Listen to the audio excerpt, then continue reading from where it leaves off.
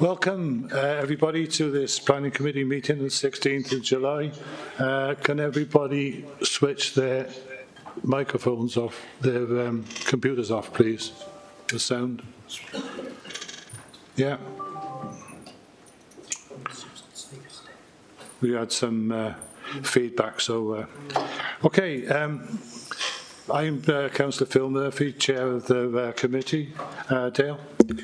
Councillor Dale Rook, I'm the Vice Chair of the committee. Craig O'Connor, Head of Placemaking. Philip Thomas, Development Services Manager. Andrew Jones, Development Management Area Manager. Paige Mosley, Solicitor to Planning Committee. Wendy Barnard, Democratic Services. Thank you, everybody. Wendy, do we have any apologies for absence? We have apologies for absence from Councillors Crook and Bryn. Okay, thanks very much. Any declarations of interest? If not, as and when, if something occurs to you as we're going through. The minutes of the previous meeting, can somebody propose that we accept? Thank you, Sue. Can I record that? Thanks very much. Have we got a seconder for that? Councillor Butler. We'll then go to the planning applications, but before we do that, can I remind everybody online that they need to use the hands up function in the chat, please, otherwise I might not see you, and to keep your cameras on at all time, otherwise Paige will be preventing you from voting. The first item that we're going to have a look at today is item 4.1 on the agenda, which is application DM 2020-01438, the development of 15 dwellings, I should say, in Little Mill. As you know, this has come before us. This is now the third time this come before us, and the last time we decided that it was necessary to give Llanbaddock Community Council the opportunity of addressing us. Has everybody seen the late correspondence? There's quite considerable late correspondence that relates to this particular application. So everybody's seen that. And everybody online, can you just stick your thumb up if I could? Thanks very much. Okay, Andrew, you're presenting this one? So, over to you.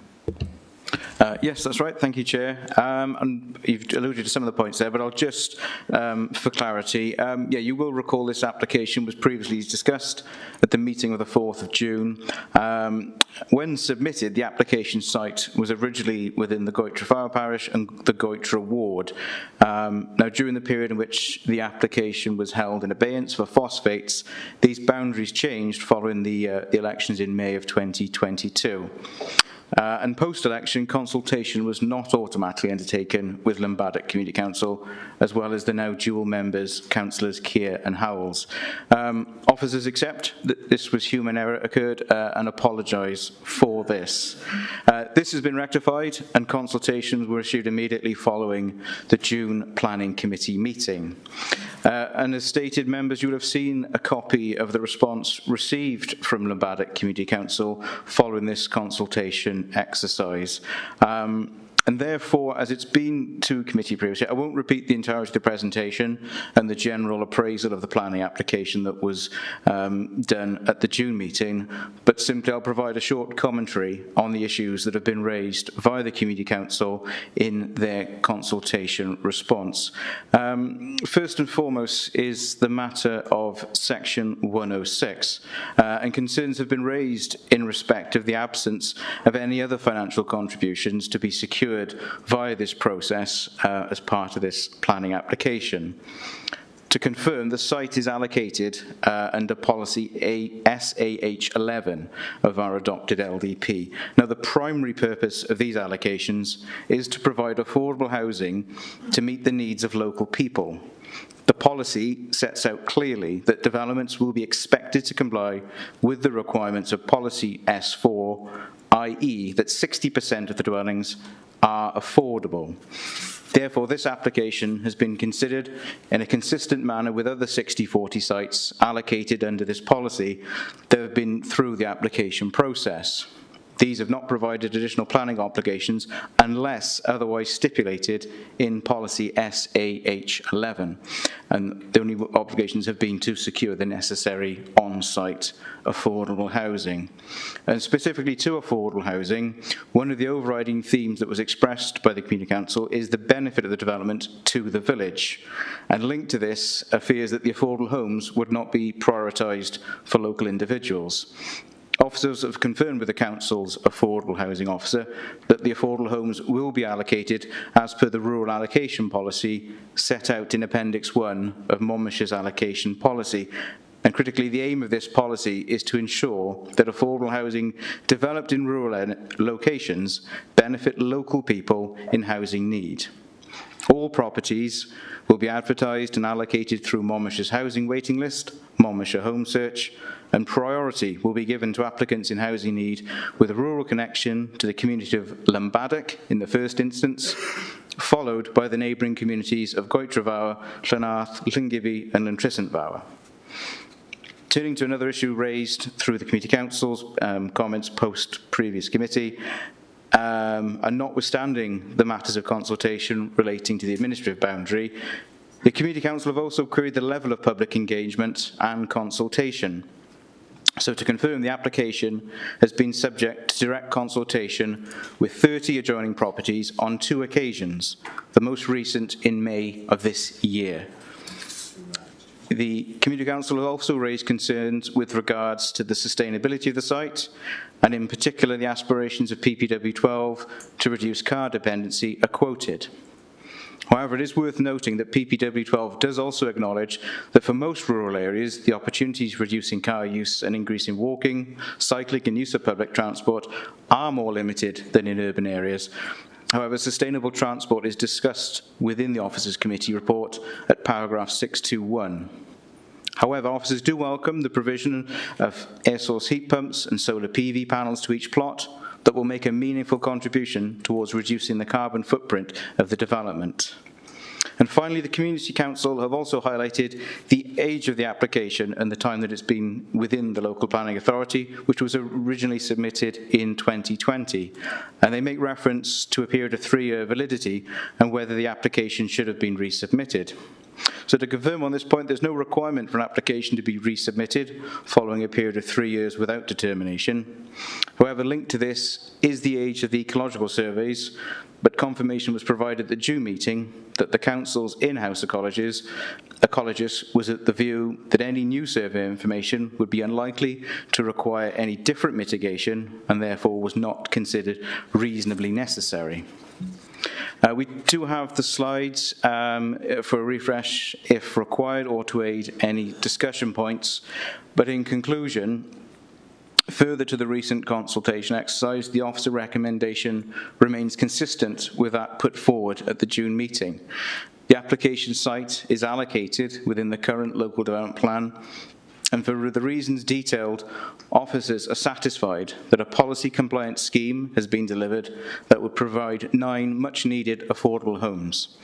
It is therefore presented to members with a recommendation for approval, subject to the signing of the Section 106 agreement to secure the affordable units, as well as the detailed condition set out in the committee report. Thank you. Thank you, Andrew. And I noticed that Councillor Riley joined us part way through that.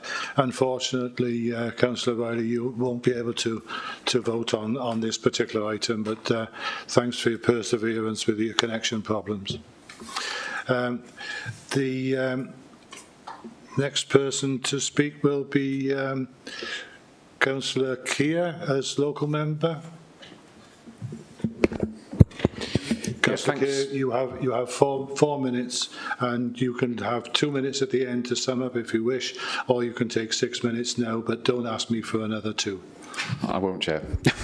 Thank you very much. Can I firstly thank Councillor Bromfield for raising on my behalf at the last council meeting the issue of consultation and the boundary changes at the last planning meeting, and in turn to the officers acknowledging the unique issue of the boundary changes mid-planning application, and indeed this planning committee for deferring the decision last month. I'm very grateful for that, because this, whilst a tight time frame, has allowed consultation with the Llanbaddock Community Council and a public meeting where myself and Councillor Howells attended as ward members.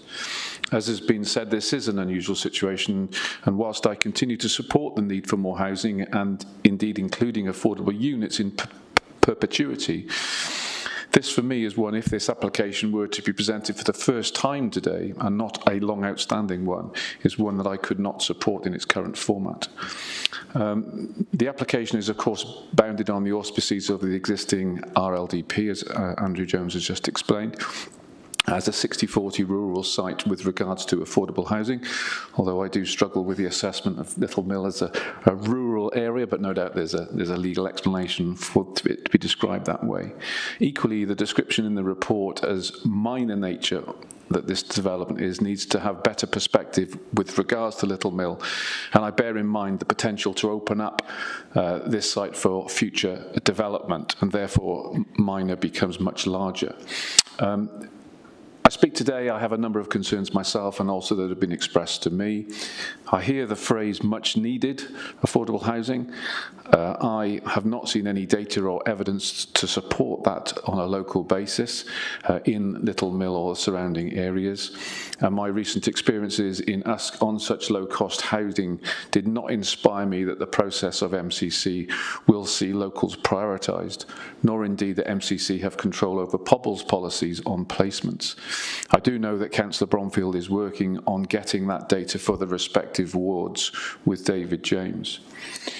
There are, of course, limited opportunities for development in Little Mill, and the potential of Section 106 monies to support the community, which Llanbaddock Community Council have alluded to, could be beneficial indeed.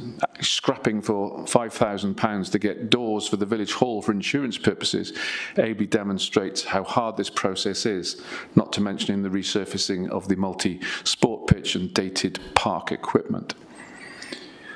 The further comments, I note the concerns of Network Rail and the need for improved safety at the crossing, and I'm not persuaded that this report gives sufficient weight has been given to this.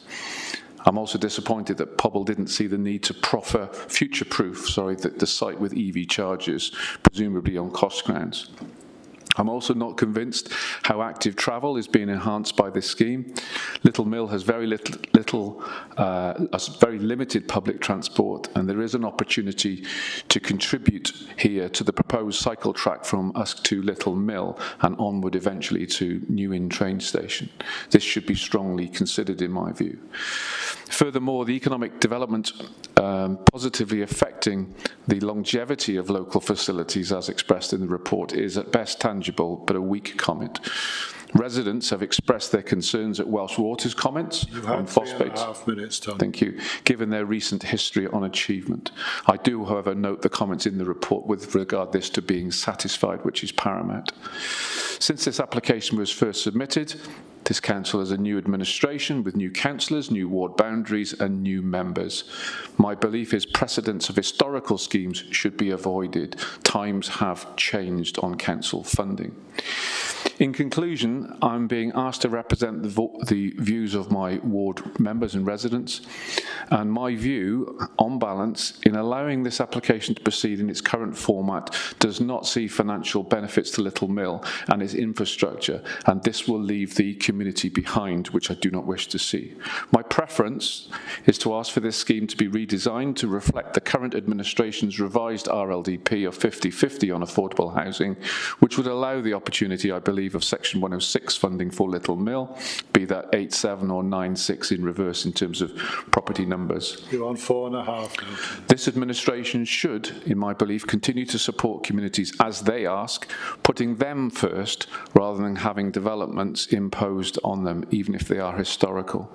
This committee has the ability to recognise that times have changed since this site was first allocated, and that council funding of infrastructure changes is significantly different in 2024, and whoever you wish to blame for that, be that up to you.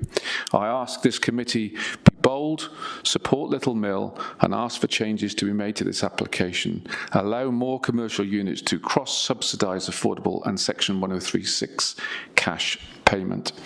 And I request, Chair, that my objection be noted on this current structure before you today. Thank you. Thank you, Councillor Keir. Andrew, do you want to respond on those points, please? Yeah, I mean, a lot of the points in terms of the 106 were discussed and responded to in the late correspondence comments, and I've addressed those similarly in the presentation.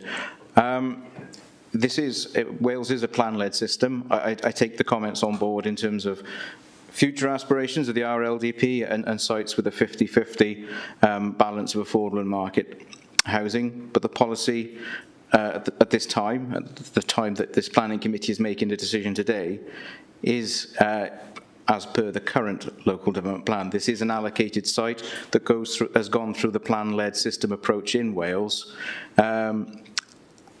And to repeat, with these sites, they have been allocated with a specific purpose of delivering this additional level of affordable housing. There are, I haven't got the numbers, but that is an issue that the RLDP will try and tackle, is that affordable housing and demographic challenges. This is under the current policy. Officers' recommendation to members of committee that the proposal before us is compliant with the current proposal, with the current policy and its aspirations for 60-40, and it delivers on that, except that there are some community needs in terms of, you mentioned, facilities for the village hall, resurfacing works of playing surfaces. But unfortunately, the policy is what we need to, it's plan-led, we need to start, that is the starting point. And this scheme, as I repeat, is policy compliant. And therefore, that is what informs our recommendation. I think those cover the main points. In terms of some of the issues have been discussed before in terms of contributing, well, overlaps really in terms of contributing towards the cycle track and active travel. We discussed at the previous meeting, there are some issues with the site with regards to SAB features, pumping station features in the adjoining land, as to why routes and links can't be provided through that, but they have been fully considered. And any further contributions would be the same. This is the affordable housing that has taken priority here as per our current development plan. Thank you, Andrew. Go to members now. Councillor Bromfield. Thank you, Chair. Thank you, Andrew, for your presentation. Councillor Keir has pretty much said everything that I wanted to say, but I did just want to highlight that Councillor Howells and I are currently working with David James of Monmouthshire and Brecon Housing to establish the need of affordable housing within our parish council areas of Llangibby Vale, Llantrisant Vale and Llanbadach. I feel that, you know, it's too premature to make a decision today without having the data on, you know, residents that actually need affordable housing. We don't appear to have that, or I don't know if you do, Andrew, but that's what I'm working to establish at the moment. So, you know, as I said, I just think it's a bit premature at the minute without knowing that information. I am also concerned that there is no Section 106 financial contribution, that the 106 would just be to build the affordable housing. You know, our rural communities are left behind so often by way of you know, being cut off, not close to amenities, active travel routes, you know, few and far between. I really feel that, you know, spending a lot of time in Little Mill, that there isn't much there, and I note the Community Council's comments that although the officer has stated there's 3 buses operating in that area, there's actually only 1, and the nearest shop is over 3 miles away. So until we can see some actual financial contributions towards the community that this housing development is going to be in, I just wouldn't be able to support this application today. That's all I wanted to say. Thank you very much. Thank you, Councillor Bromfield. Craig, do you want to come in on that? Thank you, Chair. Just want to come in there in terms of the amount of affordable housing in sort of a county council sort of sense. Ultimately, as we know, as part of the development on the replacement local development plan, we've got over 2,000 people on the waiting list in Monmouthshire for housing. That is significant, and it's a significant consideration for this type of application. This site has been allocated to deliver affordable housing to the community, and that is the infrastructure that is being provided by this development. It's housing. It's a roof over your head, ultimately, for the people that are on that waiting list. So in terms of moving forward with the replacement local development plan, I think there are conversations about the 50% affordable housing provision. That is the objective of that replacement plan. That has to be tested. It has to go through examination. Unfortunately, we can't take that into consideration at this time. We have to work within the existing planning policy framework that we have in Monmouthshire, and that's existing LDP. So members need to consider why this site was allocated in the first place. It was to deliver a site of up to 15 houses for 60% affordable housing, and there is evidence that there's significant evidence that need is needed by over 2,000 people being on the waiting list. In terms of Section 106 contributions, we have to be careful in terms of what those contributions are and what they're delivering for the community. There are legal tests to planning obligations. It has to be necessary to make the development acceptable. So asking for money to do improvements to village halls or aspects like that wouldn't meet that test.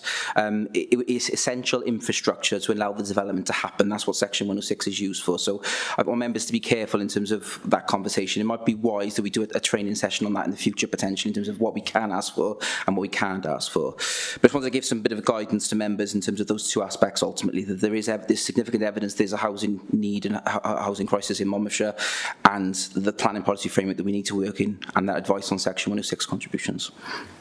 Thank you, Craig. Councillor Howells. Thank you, Chair. Thank you, Andrew, for bringing this to us. I've read the correspondence and concerns of Llanbadarach Community Council as well, and attended the extraordinary meeting. I do note the late correspondence from the agent, but I would ask officers if all the concerns have been addressed. As Councillor Keir mentioned previously, there is a group hoping to develop the old railway line as an active travel route or a cycle path there. Naturally, additional dwellings in Little Mill will increase the need for safe alternatives to car travel. Could I ask that the developer shows their support to the group to help develop the proposed development of the cycle path linking Little Mill to Usk and to the neighbouring communities and workplaces, namely County Hall, Coleg Gwent and BAE Systems, and to ensure that there's a decrease of the use of the road network to deliver a more sustainable travel options. I noticed also there is a good mix of 1, 2, 3 and bedroom accommodation in the 9 affordable homes. However, I feel better consideration could have been given to local need for the 6 4-bedroom open market homes, and would they have been better designed as 2 or 3 bedroom start-up homes for young families with local connections, either through their working in the area or family connections? Thanks. Thanks, Chair. Thank you, Councillor Howells. Andrew, I see you writing. Certainly, thank you, Councillor Howells. Yeah, in terms of the mix of the housing, and we don't currently have a sort of housing mix policy in terms of open market housing. The 9 affordable units have been discussed, and the sort of need gone through the process with the council's affordable housing officer to make sure that's appropriate to local need. And in the absence of a sort of specific policy, again, something that may well be addressed through the next development plan, the open market houses aren't sort of subject to the same policy. Their impact, I suppose, in terms of their visual impact, the site layout, etc., for the reasons set out in the report, is acceptable, and obviously the open market housing will, to some extent, help deliver and fund the provision of the affordable housing. So it's accepted that that's in similar instances on the site, for example, opposite Burham Gate in Usk, where the open market houses were perhaps slightly larger, but still visually acceptable within the street scene in its sort of setting and context. But the crucial thing is that the affordable mix has, which is recognised through the discussion, it does provide a mix of accommodation and sizes, and is informed with discussion with our affordable housing officer. In terms of then just your points you made before that, in terms of the developer showing support for some of those initiatives, I mean, outside of the planning process, that's a matter for the developer and for the RSL to pursue. But as Craig has articulated earlier, in terms of the requirements for further Section 106 to show financial support to that, we don't feel would meet the appropriate tests for Section 106 agreements, and that's why it's just one obligation set out today. Thank you, Andrew. Councillor Butler. Thank you, Chair. I believe that the 60-40 policy is actually a flawed policy of Welsh Government, and I can see that it's going to result in the loss of the much-needed S106 monies, which contributes to the quality of life of our residents. However, there is a housing need, and so I do support this application. But I also hear what Councillor Howells says. I think there are far too many homes that are being built with 4 bedrooms in the area, and I don't think that in future that we should actually, I think that we should actually be looking for smaller houses of 2 or 3 bedrooms, particularly as we have an ageing population. And, you know, in my own village, which is Goitra, which is very close by, there are an awful lot of people living on their own in 4-bedroomed houses who would dearly love to size down. And I think in terms of a housing stock, I don't think 4-bedroom housing is what is needed. But I do support this application because I know that there are people in my own village who will grab these, they'll jump for these. Thank you. Thank you, Councillor Butler. I've got nobody else put their hands up to speak.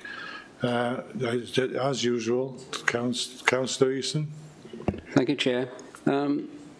I noticed Network are rather concerned about the crossings. I know the area quite well, but there are two crossings on that line. Have the developers got any plans to mitigate potential problems of those crossings?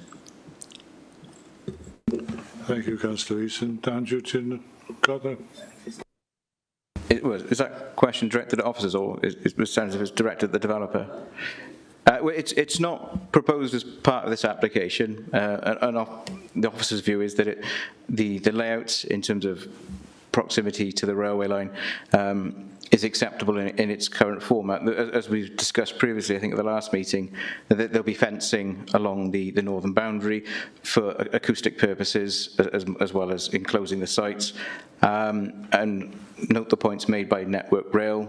But, I mean, if the developer has any other further aspirations, that's a matter for them. But from an officer perspective and our recommendation to you, we feel it's a safe and appropriate design layout for the 15 units. Thank you, Andrew. Councillor Birch. Thank you, Chair. I think there's been some very interesting points raised as an interesting discussion with regard to future policy. But our task today is to consider this application against the existing policy, which I believe it is in compliance with, evidently in compliance with. And I believe that it will produce a very pleasant and livable development for which there is great need. So I shall support it. Thank you, Councillor Birch. Before I go for a vote now, has everybody had their opportunity? We have discussed this at length. I think everybody has expressed a lot of opinions over the last several months now on this one. So we have a recommendation for approval. Can I have a recommendation from members, please, for approval? Councillor Butler? I propose we accept it. Can we have a seconder, please? Councillor Burt? Oh, well. In that case, Wendy, can you put the voting function up, please?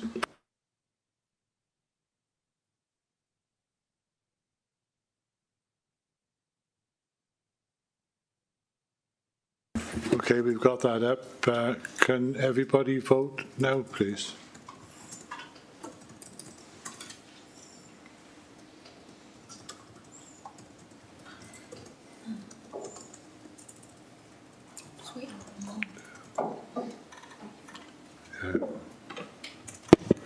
Okay, so that is approved. That's 11 for approval and 2 against. Thank you, Paige. We now move on to the second item on the agenda, which is application DM 2024-00549. It relates to a full planning application for a change of use in respect of the old Seven-View residential home in Mountain Road, Chepstow. This is also being presented by Andrew. Yes, thank you, Chair. Yeah, and just for point of clarity, the application is presented to Planning Committee today due to the number of representations exceeding the threshold of 5 households, in addition to it being an MCC site. So a number of members, unfortunately, weren't able to attend the site visit yesterday. So for the benefit of those that weren't able to make it, as well as any watching members of the public, I'll just quickly run through the slides. You should hopefully be able to see on screen now. So first slide, this shows the application site edged in red. There's an aerial view there showing its sort of town centre context. You've got Mountain Road along the southerly part of the site and Regent's Way, which is along the easterly. That's probably best shown on the next slide. Yeah, you can see Regent's Way there, which will be one of the accesses that we'll discuss in time now. And then in the southwesterly corner, you've got the access there off the one-way Mountain Road. It's worth noting as well on this, and for the purposes of this presentation and consideration, this application, the proposed change of use relates to the south wing of the building only. This does not relate to, thanks Phil, you can see the cursor there hopefully confirming that the northern wing is not seeking permission for the sui generis use for accommodation. So just to run through some of the photographs as well, particularly for the benefit, say, of those that weren't on site. So this is the vehicular access to the site off Mountain Road. This will, going forward, be used for staff and other visiting bodies and agencies that will attend the site. Moving to the next photograph. So this is showing land to the west of the site, the car parking area, and down through the staff car park with Deans Hill properties behind, and you can see there in the bottom right hand corner, that's a view of the north wing of the building, which is the use internally is not subject to this change of use. Just quickly through the other photographs, just for a little further context. So this is from the northernmost part of the building to the west. You can see the boundary with Deans Hill, and then a view back of the site facing towards the east. Maybe one further photograph slide. And this then is the south wing. This is the where the accommodation proposed would be sited, and you can see there then a sort of central amenity area that is formed outside of the southern wing. So I'll just run through the issues now. A few further photographs. This is the view from the amenity area, and you can see there the health clinic and the fire station as well, which is adjoining the site to the east. That's a view then from Regent Way, which members were on site yesterday, stood from the site looking down onto Regent Way and those adjoining land uses. Okay, you can see that's the nursery there at the bottom of Regent Way, which has been referred to in a number of the correspondence, and I'll touch upon later in this presentation. But I believe that is the last of the photographs for context. And in terms of context, then, it is important to set some context here. And by way of background, the building, as I said, is currently empty following social care vacating the building in March of this year. Residents of the care home have been moved from the site and are due to move into a new modern purpose-built facility which has been developed at the Crick Road site. And also, at present, a homeless accommodation by MCC in the area is currently in the form of the use of a number of B&Bs across the county. The intention would be to close one of these should planning permission be granted for this site. And it's worth noting in paragraph 1.2 of your officer's report, a comparative breakdown of the staff presence and management between the current use of B&Bs compared to the proposed site is offered in that section. So turning then to the principle of the proposed change of use, and it is worth highlighting for part of the building for temporary accommodation for up to 17 homeless individuals. The site is located within the settlement boundary of the main town of Chepstow within the LDP, within which the principal development is considered acceptable, subject to compliance with all other material considerations and relevant planning policies. The proposal seeks to repurpose an existing building which is currently vacant, and planning policy positively encourages the redevelopment of such sites rather than the development of new ones. In terms of some of the key planning issues then, subject to the application, placemaking and residential amenity. And I think rather than cover these two areas separately, I think it's pertinent to consider them collaboratively in the context of this particular application. Planning Policy Wales PPW 12 discusses in detail the concept of placemaking, and of particular relevance in the instance here is whereby it notes that a key part of placemaking is people and community. Proposals must, in the words of PPW 12, create, integrate, protect and or enhance a sense of community and promote equality. Officers recognise that there has been a significant volume of third-party objection to the proposal, many of which centre around the feeling that the proposal reduces their sense of place, making residents feel unsafe in their neighbourhood, and a concern driven from perceived problems that currently arise from existing homeless accommodation currently situated within the town centre. In addition, there's been significant concern expressed regarding the proximity of the proposed use to a local nursery and a health centre. Therefore, at its core, the principal planning issues are ensuring the right development in the right place. In this instance, it is the consideration of how the proposed use would coexist alongside other uses, namely the existing residential areas and those local facilities I just referred to. The proposal would see residents using the Regent Way access, which is, say, on the eastern edge of the site, and this would be managed by internal configuration within the site. And for our members on site yesterday, we walked this route, which was hopefully of use. The access directly off Mountain Road would be used for staff and other visiting agencies and bodies, as I mentioned earlier. It's important to highlight that there would be an on-site security presence, and that in the respect of the Regent Way access, there would be surveillance proposed throughout this route with the provision of CCTV to ensure that access from Severn View to the main junction from Mountain Road, Thomas Street, is monitored by staff from Severn View.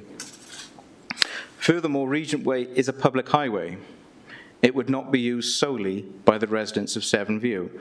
It has an active street frontage populated by people and users in association with the fire station and the health centre that are served from this highway. The nursery located at the bottom of Regent Way is on a busy junction with active surveillance from people using the adjacent uses and facilities. In addition to the retention of existing landscape, a stronger landscape buffer further bolstering the boundary with Deans Hill residents would be beneficial to increasing privacy for both existing neighbouring properties as well as residents of Severn View, and to reduce any noise or disturbance. whilst external works proposed are very limited, it is proposed to obscure the south-facing windows on both the ground and first floor of the south wing. This would protect the privacy of the residents of Severn View, in particular given that the neighbours opposite, facing onto Mountain Road, are situated at a much higher level to the residents' accommodation, and a condition to secure this is set out in the Officers' Committee report.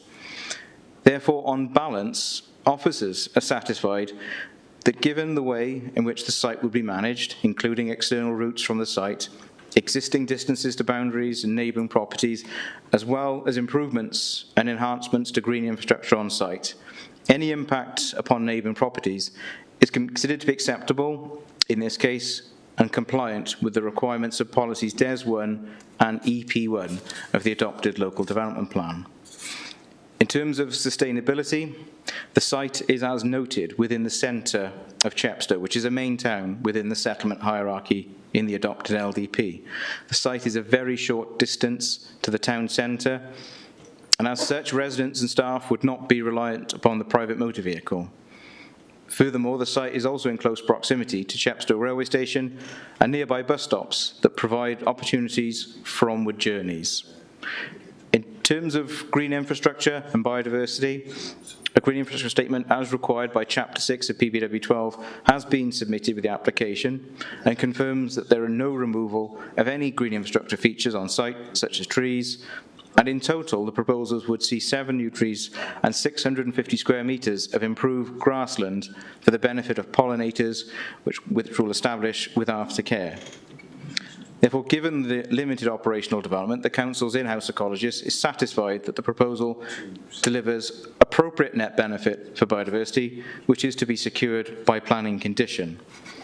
In terms of active travel and highways, as detailed earlier, residents would utilise the access to the southeast of the site onto Regent Way, and this provides a convenient and logical route into town.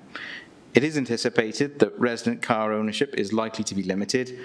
However, Condition 3 requires details of on-site cycle storage to be provided, which will help further encourage this mode of transport. And in respect of other highway matters, the site already provides 23 parking spaces, given its existing lawful use, and these would be used by staff and other bodies that would visit the site, and accordingly, no objection is offered by the Council's highways engineer.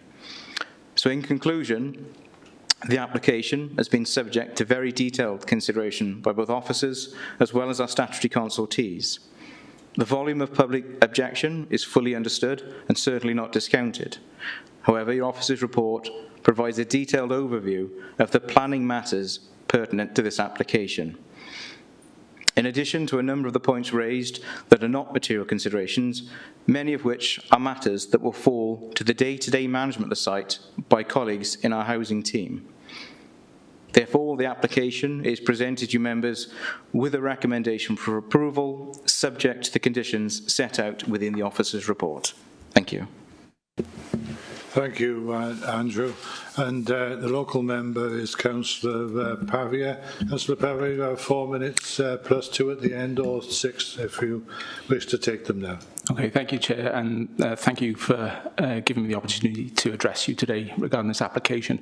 It is a unique application in the way that it's right on the border of Mount Pleasant and St Kingsmount wards, and it has the potential to affect residents in both wards. So I've been working closely with Councillor Christopher Edwards in this regard, and we are equally concerned about the implications of this proposal to our respective communities.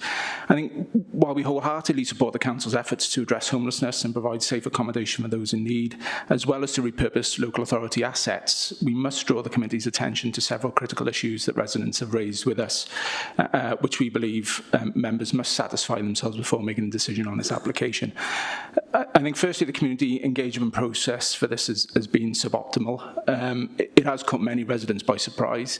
I think it has been long anticipated locally that when care home residents were successfully moved to Crick Road, the capital value of the asset would be realised by the council and the site would be developed for more affordable affordable housing, something which is needed in the town centre and would generate important council tax receipts. So I think the change in direction of the council in the spring wasn't fully communicated to local residents, and hence the heightened sense of concern. And you, Andrew, has picked that up in the submissions. In my view, the nature of the proposed change and the significant impact that it would have had on local area necessitated a more comprehensive consultation with residents, even those residents living adjacent to the facility that are directly affected by the proposal received planning notification letters from the council either very late or didn't receive them at all. A more substantial consultation process would have allowed a thorough examination of the concerns and potential solutions, fostering community cohesion rather than division. Secondly, the location and physical security of the building are problematic. The Seven View facility, with its multiple entrances and exits, poses a significant challenge in terms of preventing unauthorised access and ensuring the safety of both future residents of the facility and its staff. Community residents and I have read the proposals and mitigations in this regard, and I would say there is probably a level of scepticism about how well the facility can be secured because of the various access points. Residents believe that the proposed measures such as CCTV cameras, planting and fencing are insufficient to mitigate these risks effectively. The proximity to the proposed nursery, which caters to children 0 to 5, has amplified concerns from residents and from parents using the nursery. The potential for antisocial behaviour and the presence of individuals with potentially complex needs near the nursery has been expressed by parents and staff at the nursery. I could not see in the documentation that Care Inspectorate Wales, the care regulator for early years care provision, has been engaged or had their opinion sought. Moreover, the proposal lacks clarity on what is meant by temporary accommodation. We know from the use of local B&B facilities there are instances where residents have remained in facility for extended periods, well over a year in some cases, raising concerns about the actual flow of residents and the risk of institutionalisation. We do not want to warehouse anyone. We have long advocated that for our elderly residents, and it has to be the same for this population group as well. Residents do not want to see this facility become a long-term solution that fails to address the root causes of homelessness. Additionally, it is crucial to consider alternative locations for this type of accommodation. The Council has other assets in the near vicinity that could potentially offer a more suitable and less disruptive environment for the homelessness services. The Council must explore all viable options thoroughly before setting on a location that is as controversial and potentially harmful as Seven View. The impact on the surrounding community cannot be overlooked. From the public responses submitted, there are legitimate fears that the presence of large-scale settings for homeless individuals will negatively impact and disrupt their well-being as well. And this could lead to further community tension and division. The experiences of other similar facilities in Chepstow have shown that such establishments often lead to increased reports of disturbance, crime, antisocial behaviour. Scaling this up into a larger facility like Seven View will likely exacerbate those problems, impacting the safety and security of the entire area. So, in conclusion, while I commend the Council's commitment to addressing homelessness, I believe there are a number of genuine concerns that highlight significant flaws in this proposal. The feedback that Councillor Edwards and I have received from residents is that this is a short-term solution to a long-standing problem based on financial constraints rather than a genuine commitment to improving the lives of both homeless individuals and the existing residents of the area. As Andrew alluded to earlier, the report states the key element of placemaking agenda is the impact of the proposal has on existing properties and the use of the future occupiers of Seven View. That is what is key to this consideration of this proposal. There is an issue of how the facility use sits alongside other uses, namely the existing residential areas, local facilities, and the children's nursery. So local residents strongly believe there are more suitable and sustainable community locations. Therefore, the committee should refuse the application and allow Cabinet Member and officers to reevaluate the options again. Thank you, Chair. Thank you, Councillor Pavier. Andrew, do you want to pick up on those points before we go to the others? Yes, thank you, Chair. And thank you, Councillor Pavier. Yeah, I'll come in now if that's okay. In terms of community engagement, as the local planning authority, we have our own prescribed statutory obligations to do that through direct neighbour consultation and site notices. And to confirm that has been undertaken. Consultation was undertaken through both site notices and through letters to 21 adjoining properties. So any consultation that sits outside of the planning process that might be undertaken by the council as applicant is separate to that. But for members of the planning committee, I can only give assurances that for the planning application perspective, correct and comprehensive planning consultation has been undertaken. There's a few particular points there, and in terms of temporary and how long is temporary, this does lead on to a wider point. The use that's being sought is a permanent use. The temporary nature of how long an individual may or may not be in this facility is what is temporary and not fixed. But I think that's what leads into the sort of wider discussion that this, and Councillor Pavia said this is perhaps a short-term solution and cites some of the examples with some of the facilities currently in use.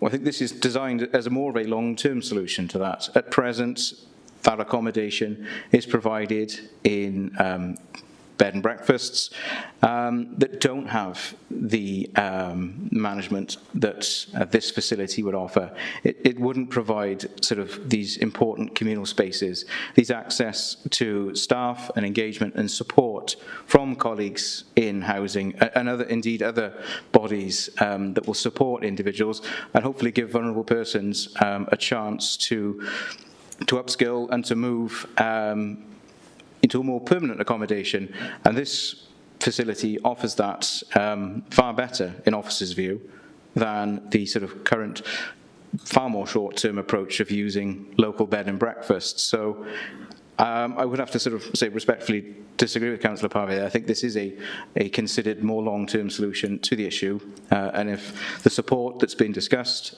and set out in the management plan, etc., by housing colleagues, that this will enable those vulnerable individuals that need this facility to find appropriate permanent accommodation onwards. In terms of other locations, in a planning context, a sort of site selection process is not required for this particular change of use.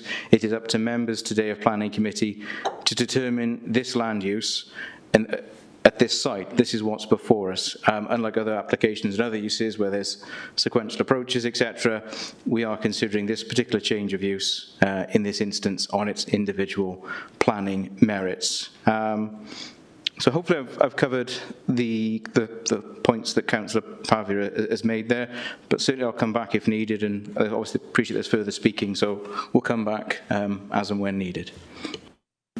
Thank you, Andrew. We've got several people registered to speak on this, the first of which is Simon Hicks. So, Simon.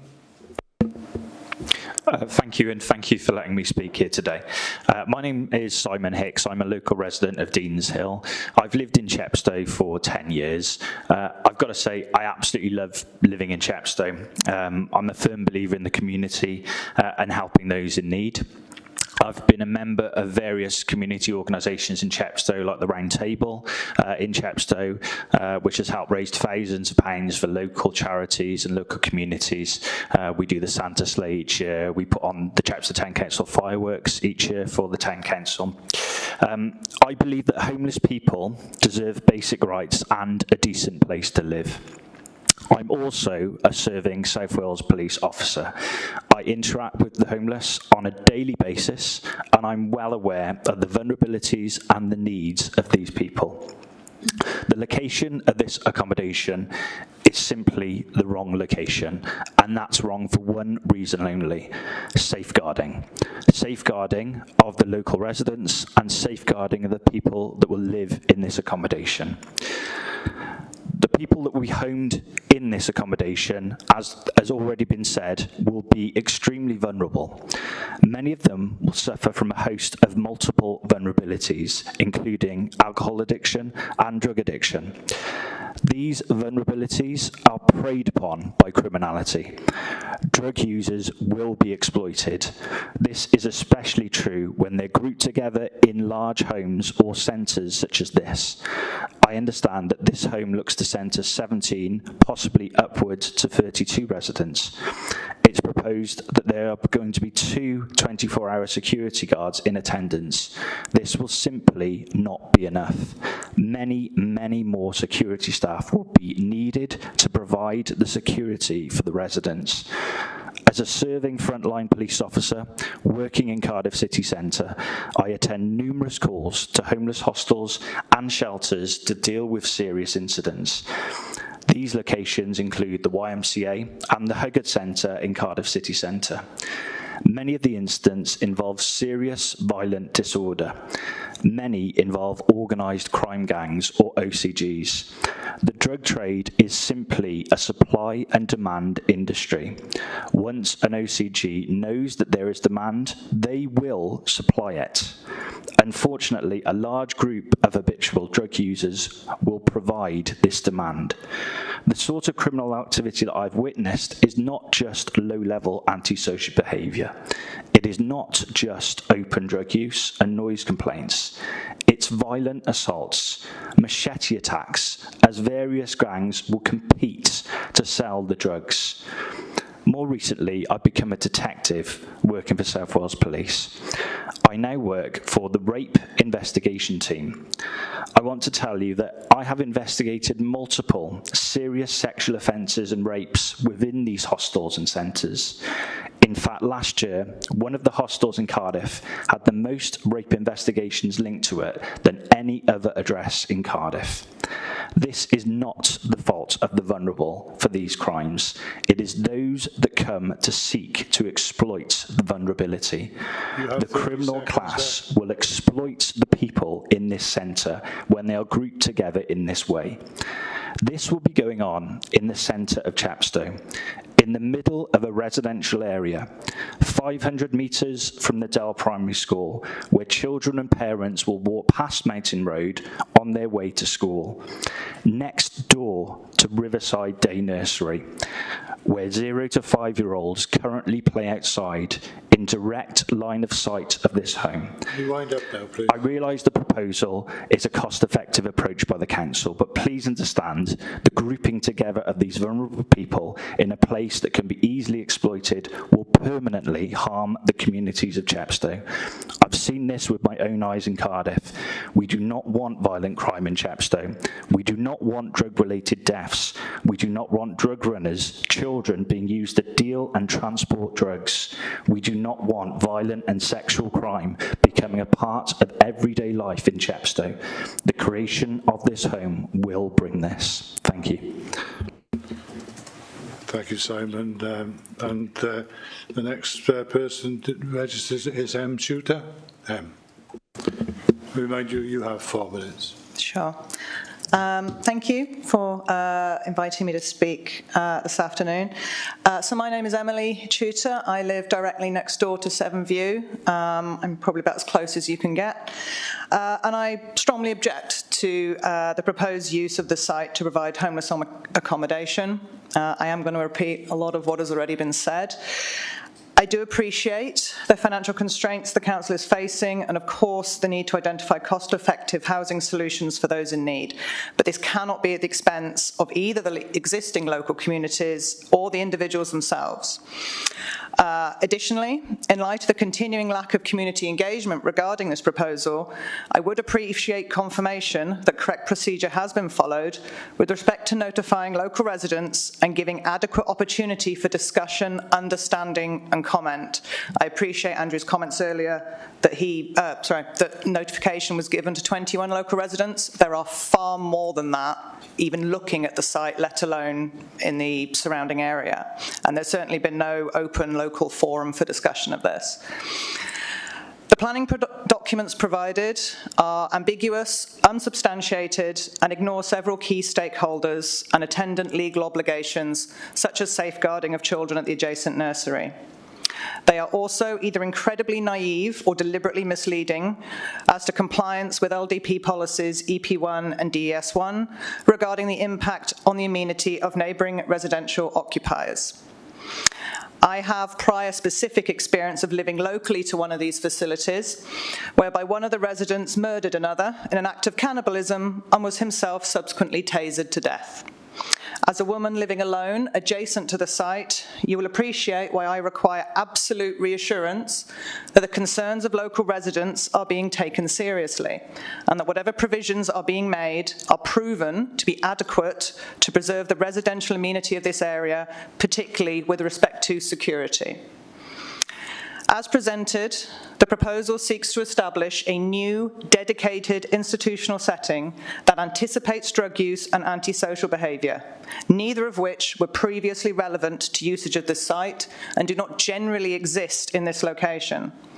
Therefore, the planning statement's assertion that the proposed development would not harm residential amenity over and above existing residential use is both patently false and dangerously uninformed.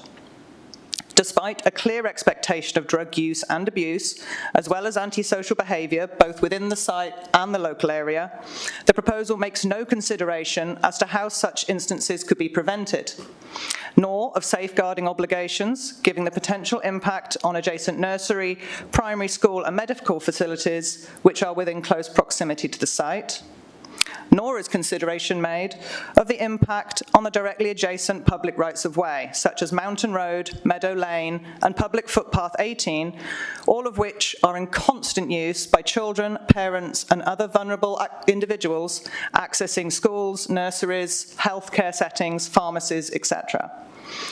The property itself offers a communal setting, which is inherently exclusionary. The management plan itself confirms accommodation will only be offered to single people. This creates a new and very specific demographic inserted into an established residential community with a high proportion of young families and elderly residents. This will inevitably create conflict, risks institutionalising and further segregating residents, potentially amplifying their existing personal issues such as dependency or mental difficulties and transferring them to the group at large. The management plan states the site can offer one-to-one housing support, but the planning statement contradicts this, suggesting this is only available from April 2025 and subject to funding. Therefore, what ratio of support workers to residents will actually be in place, and what assurances exist that this will be sufficient to their needs? Similarly, only 2 security staff on site at any time. What assessment has been done to confirm this is adequate, particularly given there is no 24/7 police presence in Chepstow? CCTV and external lighting. No comment on whether this will be effective, nor the impact on local residents in terms of privacy and light pollution. There is also no clear financial analysis to justify this as the most economically beneficial use of the site. Can you wind up now, please? I will, yes. And the Cabinet application itself requires reserve funding to be leveraged until this site is ultimately sold, despite there being no plan to do so. I hope you will give due consideration to rejecting this application in light of my comments and the extensive concerns publicly raised by the community of Chepstow. Okay, thanks very much. Next speaker is John Hurley from Asprey Planning. John.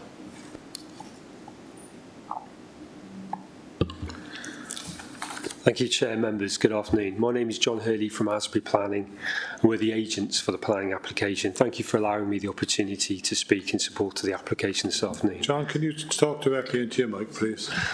Thank you. As the committee report confirms, this application is for the change of use of building to temporary accommodation for single homeless people. And as we've heard earlier, it is for a maximum of 17 people in total. Before turning to address the issues that have been raised, it is important to highlight the significant benefits that will be delivered by the proposal. As we have heard, councils have both a legal and moral duty to help homeless people. As we're all likely to be aware, there is currently a homelessness crisis across Wales, and this is in part as a result of there being a shortage of both social housing and homeless accommodation. There is a clear need for additional homeless and housing accommodation in all of the main towns in Monmouthshire. The building is proposed to be used to provide safe and secure accommodation for residents currently living in less suitable accommodation. As we've heard, it is the case that some of the residents of the home will already be living in the local area in bed and breakfasts, and they will already be receiving help and support from the council. The home will also be manageable by the Council's Homelessness Service, which we'll hear more of in a minute, and staffed by support officers at all times. The aim is to then help the residents move into more permanent accommodation when it becomes available through the main housing associations who operate in the area, such as Monmouthshire Housing, Pobble and Melin. In terms of the principle of development, the committee report confirms that the proposed change of use is acceptable. The site is established residential care home, and whilst a change of use planning application is required, in reality the building will continue to be used as residential accommodation and will actually be for less residents than the previous use. The site is also well located to a range of services and facilities, as we've heard, which are in the town centre, which include train stations and bus stops. In terms of the representations that have been made, there are no objections to this application from any statutory consultees except for the Town Council. Whilst there have been a number of representations from local residents, these are, as we've heard from earlier in the presentation, these are addressed in detail within the committee report. For instance, in terms of the key comments raised, which are planning matters, in terms of the access to the home and its proximity to other uses in the area, such as a nursery, this would be along Regent Way, which is well overlooked and comes out onto a busy road junction, so there is already active surveillance of this access.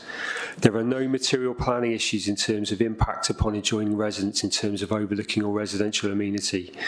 The site is already well screened, and it is proposed that existing landscaping around the boundary of the site will be improved. The required privacy separation distances can all be met. In terms of local residents raising issues about current antisocial behaviour in the area, it is important to note that the site will be actively managed, and information was provided as part of the application confirming how this will take place. The report also notes that there are a number of concerns raised with the application which are not material planning issues and can't be taken into account when determining the application, such as consideration being given to other locations, the financial aspects of the proposals, and respectfully, the majority of concerns that have been raised by the two previous speakers, which are more management and policing issues than planning matters. The proposed use of the site represents a great opportunity to provide new accommodation which is supported by a raft of planning policies at both the national and local level and will secure and deliver much needed housing. Thank you for your time, and we respectfully request that the application is improved in line with the officer's recommendation. Thank you. Thank you, John. We now got Ian Bakewell from the Housing and Communities team. Good afternoon. My name is Ian Bakewell and I'm the Council's Strategic Housing Manager. I'm responsible for the majority of the Council's housing functions, including homelessness. And if agreed, I will have overall responsibility for Seven View as a homeless project. Last year, we had 460 homeless applications, and of those, we had a legal and moral obligation to provide housing for approaching 300 of those. All households we help will have experienced a crisis, either due to bad luck, difficult start in life, or experienced some serious trauma. Either way, their circumstances will be relevant to their homelessness. It is a daily priority of my team to identify good quality homes for those people who need somewhere safe, warm and secure to live, something we aspire to for all our families. This is a challenge for us as a housing service, and as I'm sure most of you are aware, we do rely on bed and breakfast to plug our accommodation gap. The potential availability of Seven View for homeless people would be a really important resource for Monmouthshire. Seven View will be somewhere where people can live rather than just stay. Our aim then is to help residents move on to permanent accommodation. When we talk about homeless people, we're talking about people who already live in the Chepstow community and have a connection to Monmouthshire. Establishing a local connection is part of our homeless application procedure. The initial residents who will move into Seven View live generally about 5 minutes walk away. Our clients are already accessing and using local services. In delivering this potential project, it's really important to us as a council and to me personally that in Seven View being used for homelessness, it becomes an inclusive part of the Chepstow community and is not segregated. we absolutely want to be good neighbours to surrounding homes and businesses. Both I and my team take our responsibilities very seriously. Our role is not just about providing a roof for somebody and then walking away, job done. That is absolutely will not be our approach. In our planning of this proposal, the neighbouring community have been at the forefront of our considerations. We want Seven View to work for everyone. And I take the view potential problems for neighbours would be potential for us as staff. We have invested considerable time in how we propose to run the building, and I consider we have taken a preventative and cautious approach aimed at mitigating against possible and perceived eventualities. Indeed, that approach will be ongoing. At the heart of our proposal is our intentions in regards to staffing. There will be a team of dedicated staff permanently based at Seven View, providing both management and support functions. In addition, there will be a team of wider staff in the background who will support the delivery. The core of their responsibility is to implement our management plan, but with full consideration to the neighbours and being mindful of any potential impacts. Our proposed staffing levels mean that our management and our engagement with residents will be far more intensive than any other accommodation that we provide. We want our team to be known to the neighbours, and ideally we would like to get to know the neighbours as well. Lastly, whilst I'm not going to make any empty guarantees or promises, our model is not cast in stone, and it can and it will be reviewed on an ongoing basis. Thank you, Ian. Officers, are there any points that you want to pick up on there before I get members in? I don't think there was.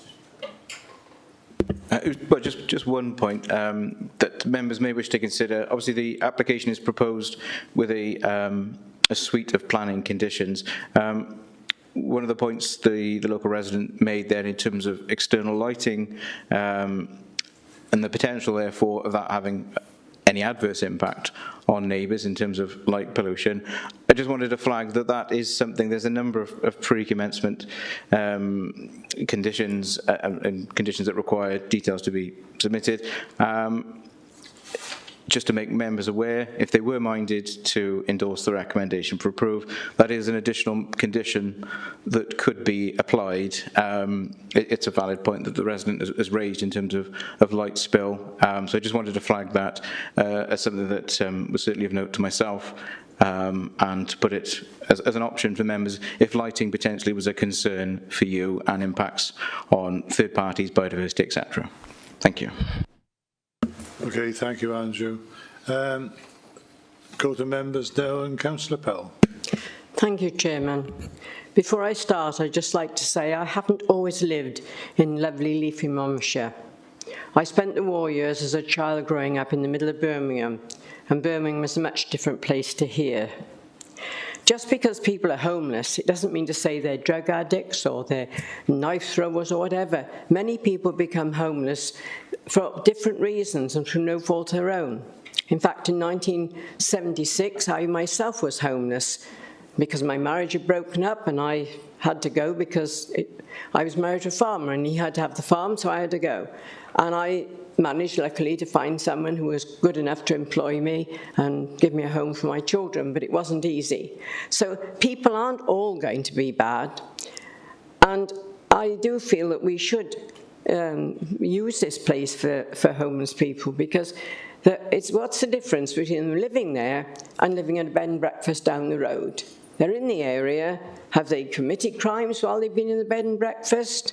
I don't know. Perhaps the policeman could tell us. But I think that we have got to be more reasonable and accept it on the face of it. These people do need homes, and we need to give them a chance to have a home. How they behave, obviously, we've got no control initially, but we're going to have staff there who will keep an eye on them, and I mean, many of them are quite innocently homeless, and I think we should put this motion forward. Thank you. Thank you, Councillor Pell. Councillor Bond. Thank you, Chair. Just really want to reiterate what Maureen just said. in terms of balance, I understand that there was a need to shock and want to shock people about the risk, but I'm really concerned about the inflammatory words, then the accusations and the generalisations that have been made about single people who have found themselves to be homeless, not the homeless like was mentioned before. They're not a group of people who all exhibit the same behaviours. Totally agree with what Maureen said. Needs to be done. The drug problems we've got, are societal problems. They are not. They're everywhere. So we need to address that. And we've just heard the MCC are very much aware of any risks and hazards that there might be, and they are happy to work with the local people and to develop their plans or increase security or do whatever to make sure this thing works. And the people who found themselves in this difficulty of being a single homeless person have the help to get back on their feet and to actually partake in society and be a part of the Chepstow community. So they're already living locally, as Maureen said and has said before, and the security and MCC and the agencies will be on it. They will be following what's going on and obviously adapting to anything that happens. So please, can we not generalise about a group of people who are they've had trauma, probably ACEs, probably neglect or abuse when they were younger, or I'm not making assumptions, but all these things, they are people that have come from bad situations and need help to get out of them, and they are not all. Please do not generalise them. Thank you. Thank you, Councillor Bond. Councillor Butler. Thank you, Chairman. It's been confirmed that the homeless people who will move into Sevenview are already in bed and breakfast accommodation in Chepstow. I think yesterday we were told several are at the George Hotel, which I believe is a very short walk from Sevenview. So they're already currently a part of the community of Chepstow. Bed and breakfast is really inadequate and inhuman, really, in the long term, and it's very expensive. I was wondering if the officers who made the presentation could give us some idea how long it's anticipated that people who will move from there into Sevenview are likely to be there before they are able to move on into more permanent accommodation. I know that's how long is a piece of string. I understand that, but these people aren't going to be there permanently. The aim is always, I believe, to move them on, to find ways to move them into more permanent accommodation.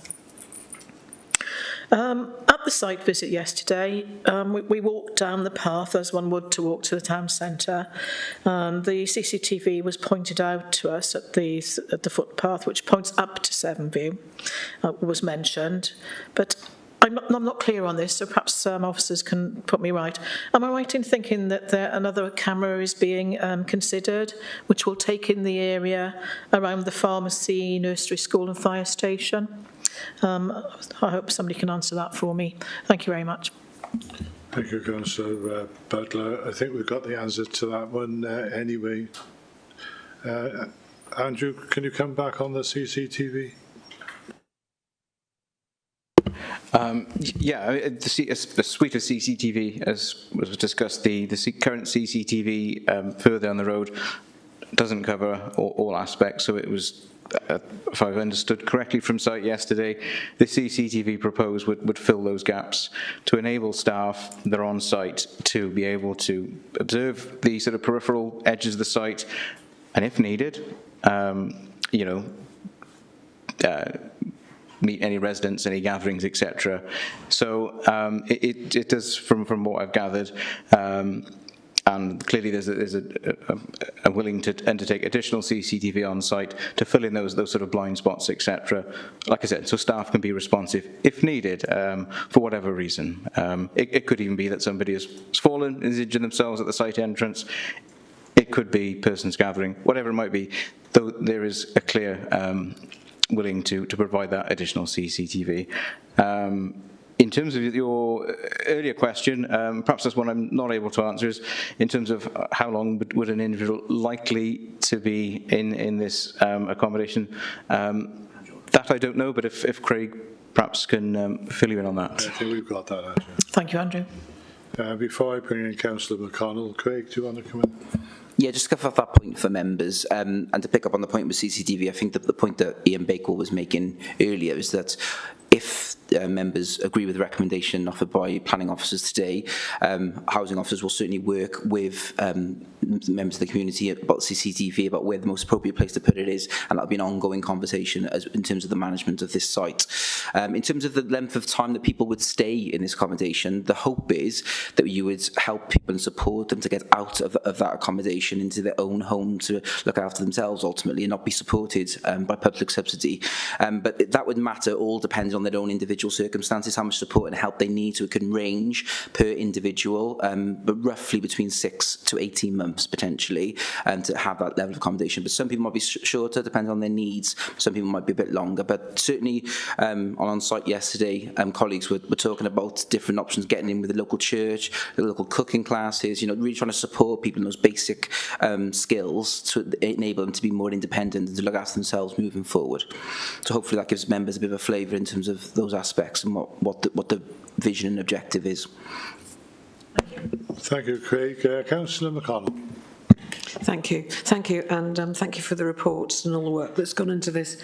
Excuse me. Much of what I would have asked about has been covered.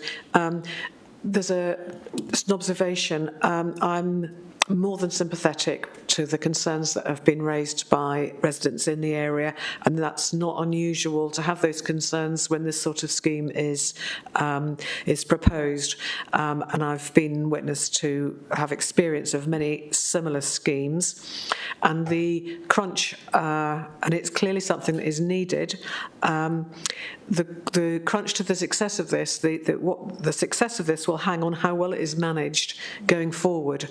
And I'm sort of tussling in my head about what's a planning matter. Craig, you might help me with this. What's a planning matter? So we've talked about CCTVs and gates and accesses and those sort of structural things. And what is a management issue, which is how the project is managed.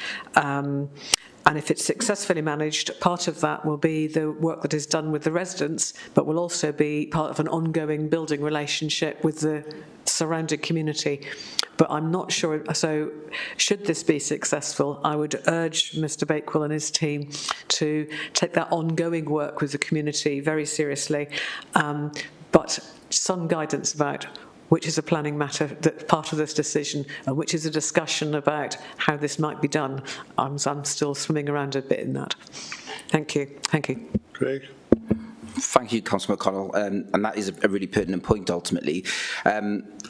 This is a discussion for planning committee. We're looking at this from a planning lens, from a land use planning lens, rather than the way that the site is managed or functions. It is significantly concerning for the community, and I completely appreciate that. But what the planning committee need to do is look at this from a land use basis, look at the existing LDP and see if there's any reasons or planning policies that this is in conflict with and is contrary to.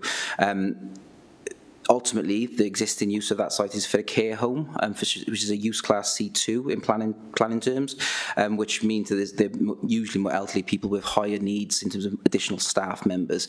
This is a slightly different use, but it's still sleeping people ultimately, so it's still a residential land use for that site. The existing access is there, the existing path is there to Regent's Walk, all of those elements is all existing. So in planning terms, it's quite a simple application ultimately in terms of it's a residential use to an alternative residential use. And what planning committee members have to weigh up is does it have an acceptable impact on the amenity of neighbouring properties? Does it have an acceptable impact on highway impact? Does it have an acceptable impact on green infrastructure and biodiversity to warrant refusing this planning application? The way that the site is managed and functions, we had a lot of information from housing colleagues within the council today about how that will do and giving reassurances that this this will be an ongoing management procedure and looked at and reviewed ongoingly with the community. But in terms of land use planning, what the planning committee is here to do is determine whether in planning terms this is acceptable. And from my advice to planning committee members is that there is no reason, and it does comply with all the policies within the existing LDP for residential use, for this type of residential use. And in terms of the conditions, there are a number of conditions which Andrew has outlined at the bottom. Then you'll notice that some windows are going to be obscured glazed, and there's some elements in terms of lighting. All of those are planning matters which need to be considered and need to be reviewed to ensure the amenity of the neighbouring property. So all of that has been holistically looked at. Thank you, Craig. Councillor Bonfield. Thank you, Chair. Thank you, Andrew. I really just wanted to thank residents for coming into committee today and speaking. Your contributions were very, very powerful, and it is very difficult not to take your concerns seriously, but I do feel that they would be issues for Ian and his team to take forward rather than us as a planning committee. I didn't really hear any, material planning reasons why we shouldn't approve the application today. I also would like to just support Jill Bond in her contribution, because I don't think that we can pigeonhole or stereotype, a group of people into one area. Not everybody is the same. But I do have confidence in Ian and his team to work this through with residents, and I would fully support this application today. Thank you, Councillor Bonfield. Councillor Eason. Thank you, Chair. My comment is regarding the provision of police within the area. The suggestion was that we don't have police presence. We don't have police patrolling the streets 24 hours a day, but we do have the South Monmouthshire team, which covers up the Wye Valley, Chepstow and Caldecott area, which are there for any incidents which may occur. So it's wrong to say that we don't have a police presence. Thank you, Chair. Thank you, Councillor Eason. Councillor Garrett. I think one of the things that the objectors raised was potential issues that they thought, but they equating homelessness with joblessness, I think is dangerous. And I think Ian's team, they will know the type of people there. Many of these people may well have a full-time job and they just come on hard times. How many of us sitting here, if we had a marital dispute or a relationship problem, could afford to find and buy another house in Monmouthshire in a short term? So we're looking at temporary accommodation for people. Hopefully Ian's team and the wraparound care will assist with moving people on, getting them support.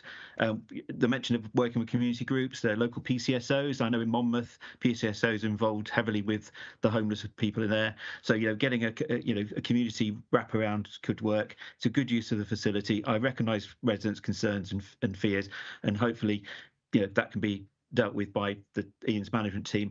I know it's not for planning, but maybe we could have a review of this, maybe in front of a scrutiny committee, the relevant scrutiny committee, how it's progressing. That could be something that we could talk about with Ian as councillors later. Thank you. Yeah, thank you, Councillor Garrett. I'm sorry, Councillor Pavia, you had your 6 minutes at the beginning. This is from member discussion now. Councillor McKenna. Question for officer. Small question. Very briefly, then, one question. Thank you, Chair, for your indulgence. If the committee is minded to accept this proposal today, can a sunset clause or amendment be put in place which would restrict the use, time restrict the use of the facility? I've seen applications of this nature passed in other councils in England where a time restriction has been put in place 2 to 3 years, and then there's a full reassessment. Is that something that could be considered? We've got the point, thank you. Andrew? Yeah, with the application, if I've understood Councillor Pavia's question, the permission is being sought as a full permanent planning permission, and that's the proposal before members. It's not a temporary consent that would have a fixed period and then would cease as an authorised land use after that point. Officer's recommendation is to support the proposal, which is for the permanent use of this part of this facility, and I would echo that it's part of this facility. So our recommendation is clear that permanent use is appropriate, and we wouldn't be recommending that such a condition is reasonable or necessary in this instance. Yeah, thank you, Andrew. And yeah, just to reiterate, this is a land use for the south block only. There was a reference earlier on to up to 34 people. That is not what is before us. We are not looking at the North Block. Councillor McKenna. Thank you, Chair, and thank you to the speakers who have come in today. I have to agree with the two residents that came in today because they have echoed what I was actually thinking. I'm all for accommodating the homeless, and indeed we have a legal and a moral duty to do so, but it has to be in the right location, and I'm not convinced that the Seven View site is. I have concerns regarding the safeguarding of children, young people, single women and other vulnerable individuals in Chepstow. I acknowledge the desire to be a cost-effective council and to use our own council assets where possible, and I acknowledge that an ex-nursing home would usually be a perfect solution, but I can't support it given its current location. The safeguarding issues are just too great for me. We can't put saving money above the safeguarding of children in Chepstow. I also acknowledge what the comments that have been made regarding not generalising around homeless people, and indeed I'm not, as homelessness can happen to anyone. However, 17 individuals on one site is a lot, and if there is an incident, will 2 security guards be enough? Again, it's been mentioned about the management of the site. I know that we often pepper pot social housing into developments so that individuals can integrate into society.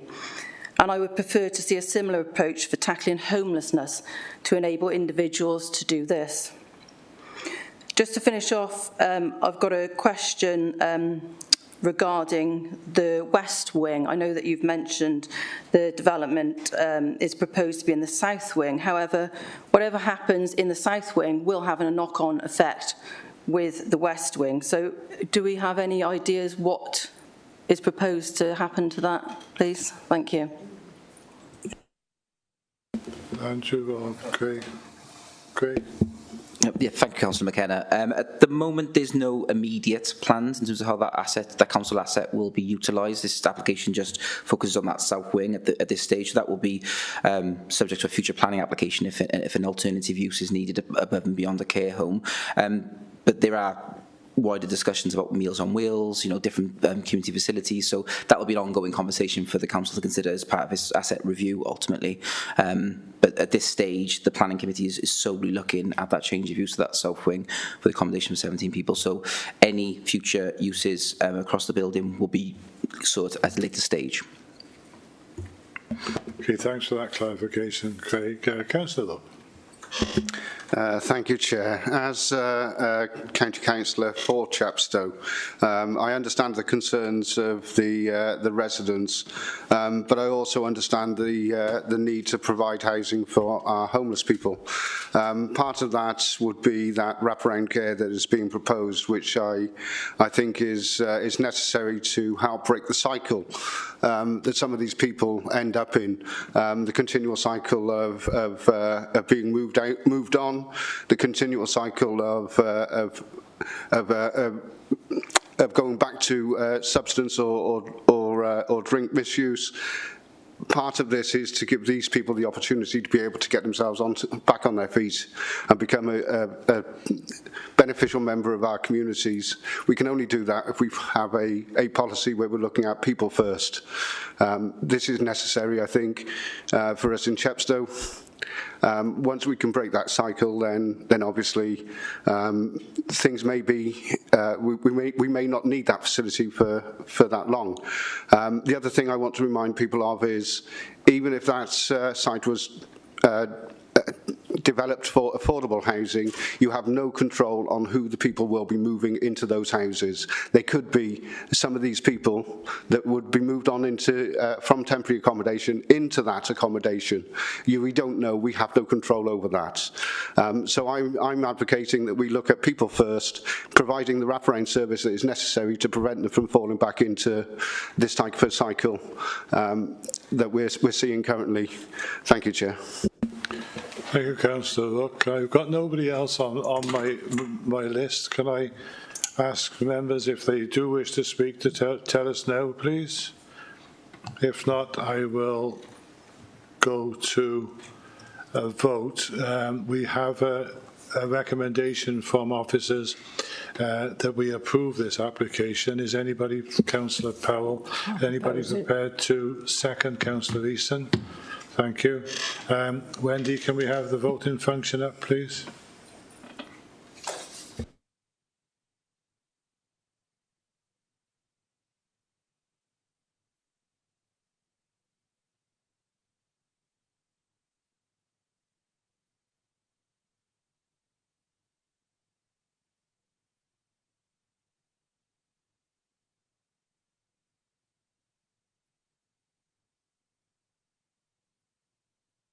Okay, we've got that up. Can everybody vote no, please?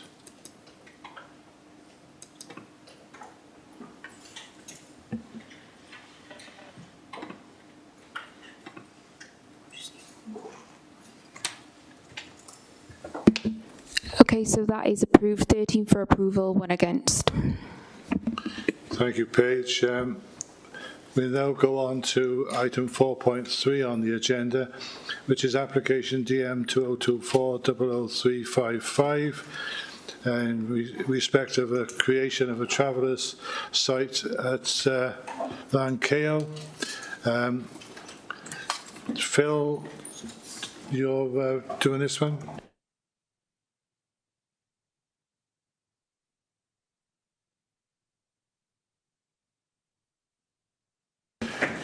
Anybody at the back who wishes to go, by all means do so, but you're more than welcome to stay if you find the proceedings as riveting as we do.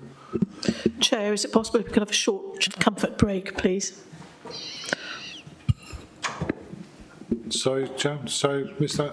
Is it possible we could have a short comfort break, please? Yes, but by all means, shall we get back together 1:45 then? Or do you need it slightly less than that, everybody? How many needs? We've got 4 minutes. 1:45 then.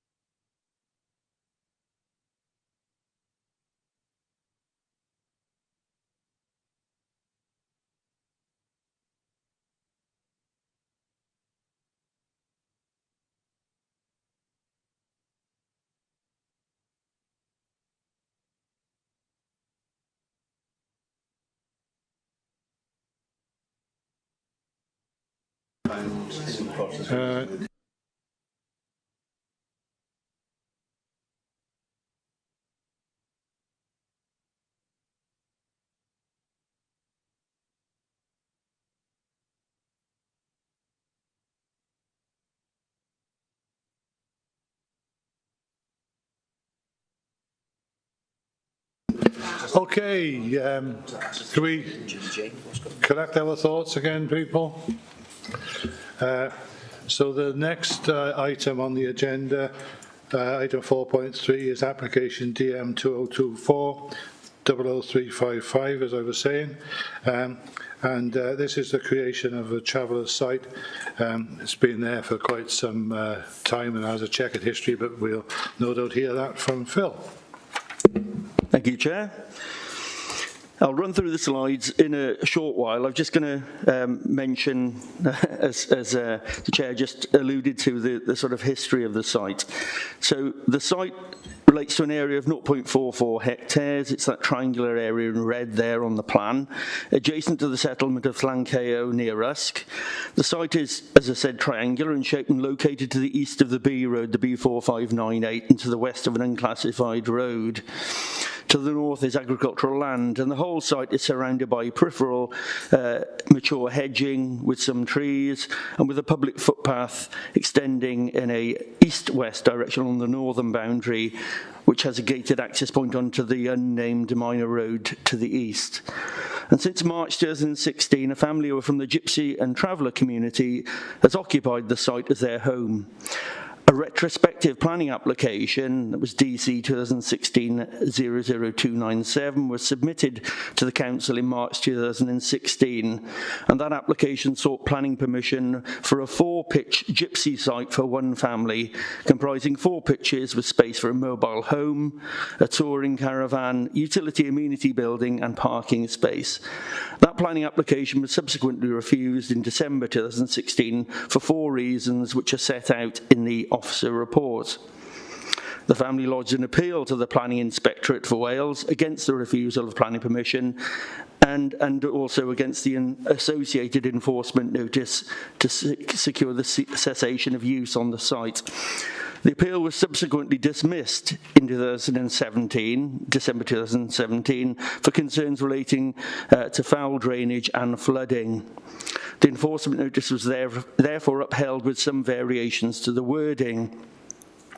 The development at the site is unauthorised and the enforcement notice has not been complied with. The Council is now in a position where it can, if appropriate, take further action, but needs to give careful consideration as to how to proceed with the site whilst ensuring that the welfare of the family occupying the site is accommodated. Housing legislation places a statutory duty on local authorities in respect of homelessness, including Gypsy and Traveller households. As a competent authority, the County Council needs to ensure that it safeguards the housing requirements of the family occupying the site. The Council therefore has a duty of care regarding homelessness, and evicting the family from the site would result in the family not having a home. The applicant would like to continue using the site as a permanent family pitch to accommodate 4 broader family groups members, and therefore the local planning authority has been asked to consider the newly submitted planning application and assess whether the proposals and any proposed mitigation to overcome the previous concerns with the development are acceptable. So the application seeks to rationalise the current layout to accommodate 4 individual pitches, and they would be located, so I'll now run through the slides. Sorry, it's not moving. Sorry, I'll have to come back out of this. It's suddenly frozen, bear with me.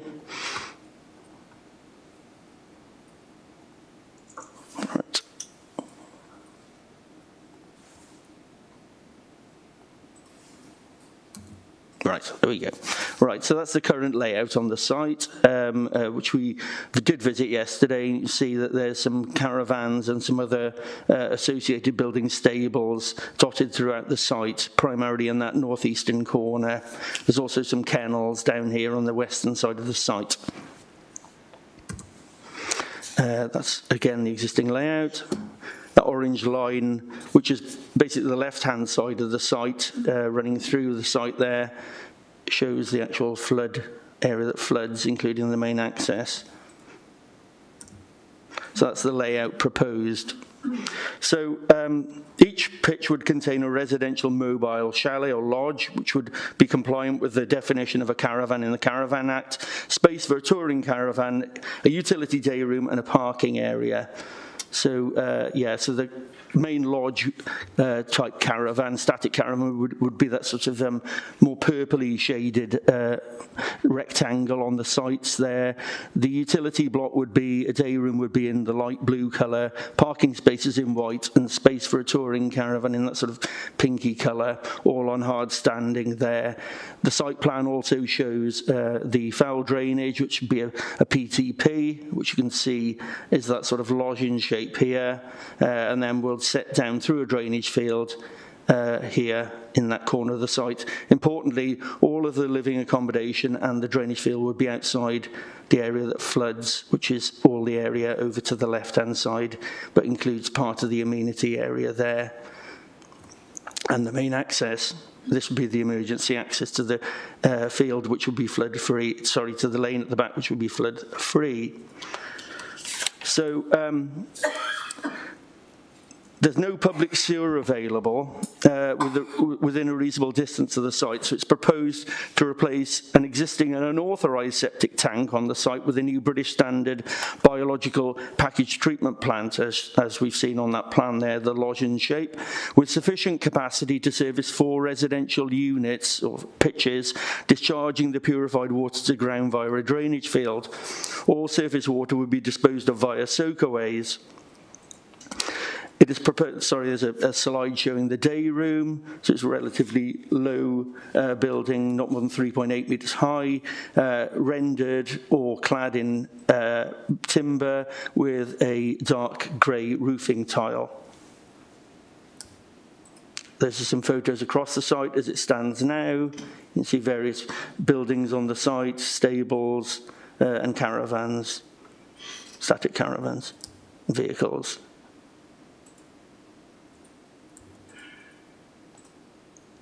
That's the access there. So looking across where the amenity area is. Those are the key issues.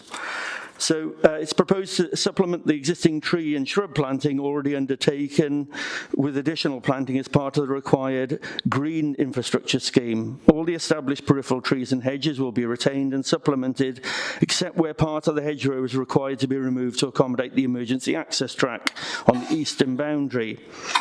As recommended in the flood consequences assessment, which was included as Appendix B in your reports pack, an access track will be provided to the south of proposed Unit 4. So we'll go back to the slide which shows that. So that's that sort of area here, which will be below Unit 4 there. That will go out into the eastern side of the site, the unnamed lane at the back there, and of course that's outside, that emergency access track is outside the floodplain. And this access would be 4 metres wide and gated. The loss of the small section of hedgerow will be compensated for elsewhere around the periphery of the site. The existing main access apron would be improved with a hard surface for a distance of 5 metres from the carriageway edge, and any access gates would be set back 10 metres as advised by highways. So the key issues are the principle of development, landscape impact, flooding and drainage. It's been established that the lifestyle of the applicant and their family falls within the definition of gypsies and travellers in Welsh Government Circular 30/2007 and Section 108 of the Wales Housing Act. The main LDP policies relevant to the determination of the application are primarily Policy H8, policies DES1, and policy EP1, which is in terms of amenity and environmental protection. And also of relevance is the gypsy and traveller accommodation assessments from both 2016 and 2021, which identified the applicant and their immediate family members as being in need of accommodation. The council is seeking to meet Gypsy and Traveller additional pitches through a variety of ways, including public sites using council-owned land, and this can be achieved by using land currently owned by the council, or the council could potentially purchase land for the purpose of providing a public site for Gypsy pitches. Or alternatively, there can be an invitation for the public to put forward land for consideration, as is the case with this particular application. The council is taking a proactive approach to identify land within the replacement LDP to meet this housing need and support the Gypsy and Traveller community. However, at this point in time, in the event of a planning application being submitted by either public or private sector parties, where a need has been identified, current LDP policy H8 applies. Planning policy does not preclude pitch development outside of settlement boundaries where it can be demonstrated that there are no other sites available within or adjacent to existing settlements and that very special circumstances exist. No other sites within or adjacent to settlements in the locality have been identified at this time. In assessing the suitability of such sites, local authorities should be realistic about the availability or likely availability of alternatives to the car in accessing local services. And the advice is from Welsh Government that over-rigid application of national development plan policies that seek a reduction in car-borne travel in order to effectively block proposals for any Gypsy and Traveller site in a countryside location would be inappropriate. Sites should be considered in context and in relation to the local infrastructure, population size and density to ensure that they are in proportion to local settled communities. The appeal inspector commented that the site was not isolated from settlements, being on the main road between Usk and Llancaio, and did not consider its location unacceptable in that regard. Policy H8 sets out detailed criteria against which its proposals are assessed, and these include issues like having a safe means of access, the site being of sufficient size to accommodate the proposed development, it being acceptable in landscape and visual terms, it not being at risk of flooding, and being able to be drained, both surface water and fell drainage, adequately. In terms of layout, visual impact and placemaking, the site is capable of accommodating 4 pitches laid out to comply with advice in the Designing Gypsy Traveller Sites Guidance document issued by the Welsh Government in 2015. It is also proposed to create outdoor amenity space for the occupants of the site. The proposed new day rooms would have similar ridge lines at 3.8 metres and 3.6 metres to existing structures on site that are already well screened by mature boundary hedges. These boundaries will be bolstered by new tree planting and infilling of any gaps. Considering the low-level nature of caravans and ancillary buildings, the inspector who determined the previous appeal considered the development on the appeal site would not be visually prominent and would cause limited harm to the character and appearance of the surrounding countryside. The inspector disagreed with the council's third reason for refusing the previous application on visual impact, stating that, quote, whilst it is visible in part, for example, the tops of the caravans can be seen at certain points from long range, travelling south along the B4598 towards Usk, views of the development are primarily limited to glimpses through the access and gaps in the vegetation when passing along the site frontage. For the most part, the site is largely screened by the existing vegetation along the site frontage and the hedgerow separating it from the fields beyond. In visual terms, therefore, it is the access itself which is most visible, which is not dissimilar to others along this stretch of the highway, unquote.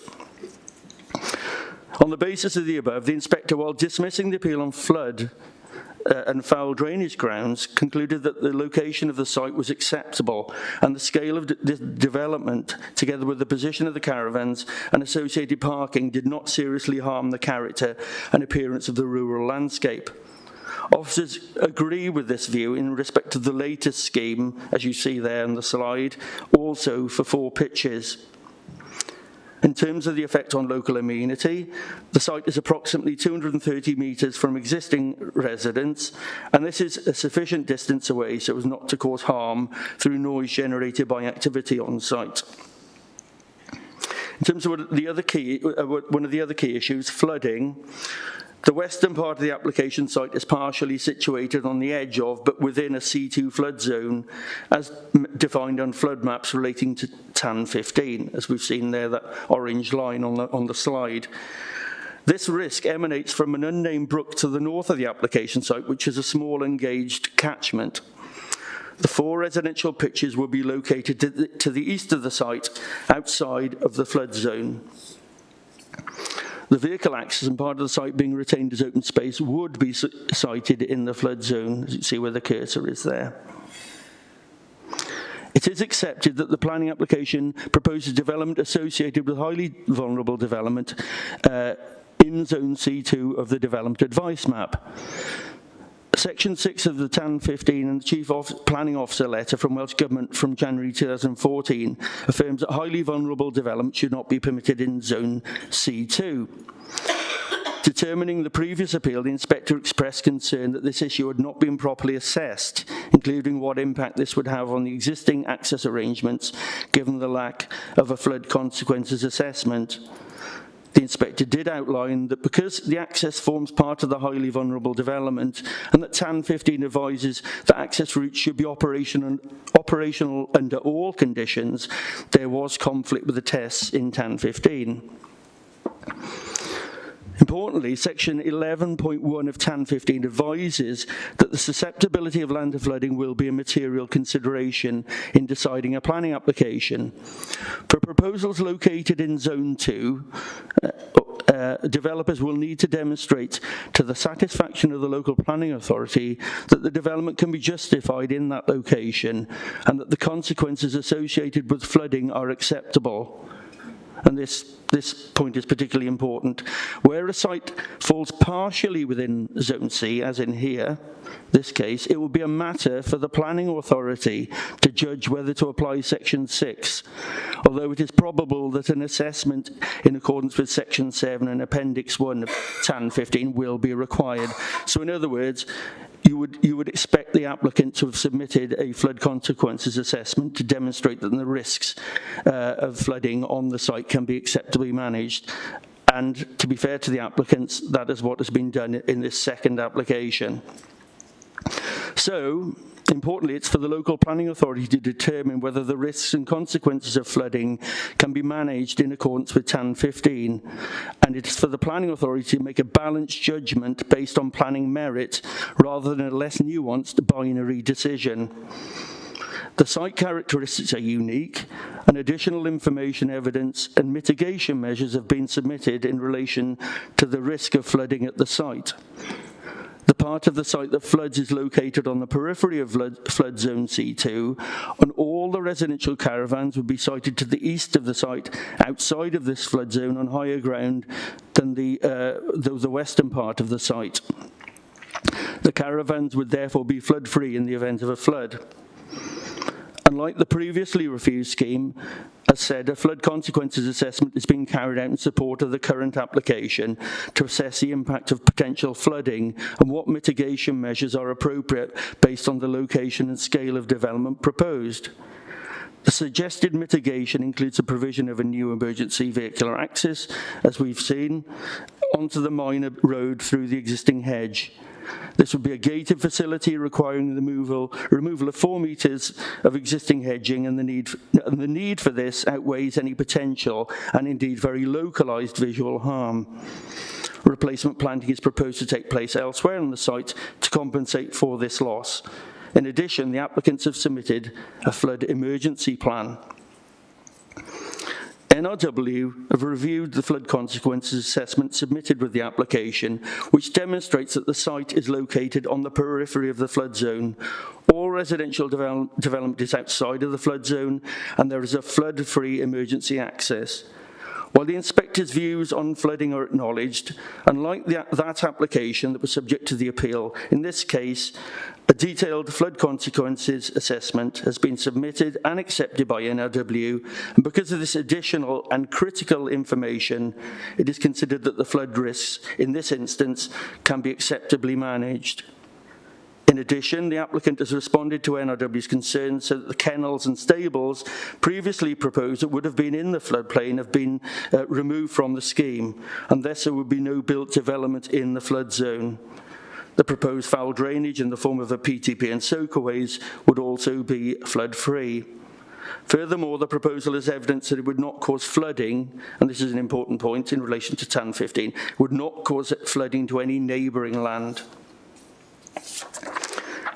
It is noted in their response to the application, NRW recommended that the Council consider consulting other professional advisors on matters such as emergency plans, procedures and measures to address structural damage that may result from flooding. As such, the Council's emergency planning team have been asked to look at the flood evacuation plan submitted by the applicant. They have advised that the plan appears to be fairly comprehensive.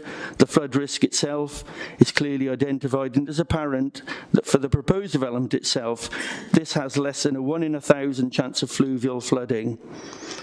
With the applicant providing this plan, together with the flood risk clearly outlined, it is considered that it is evident that the applicant is aware of the risks and accepts these. The plan outlines alternative access arrangements should the main site access be compromised, and considers alternative arrangements for those that evacuate.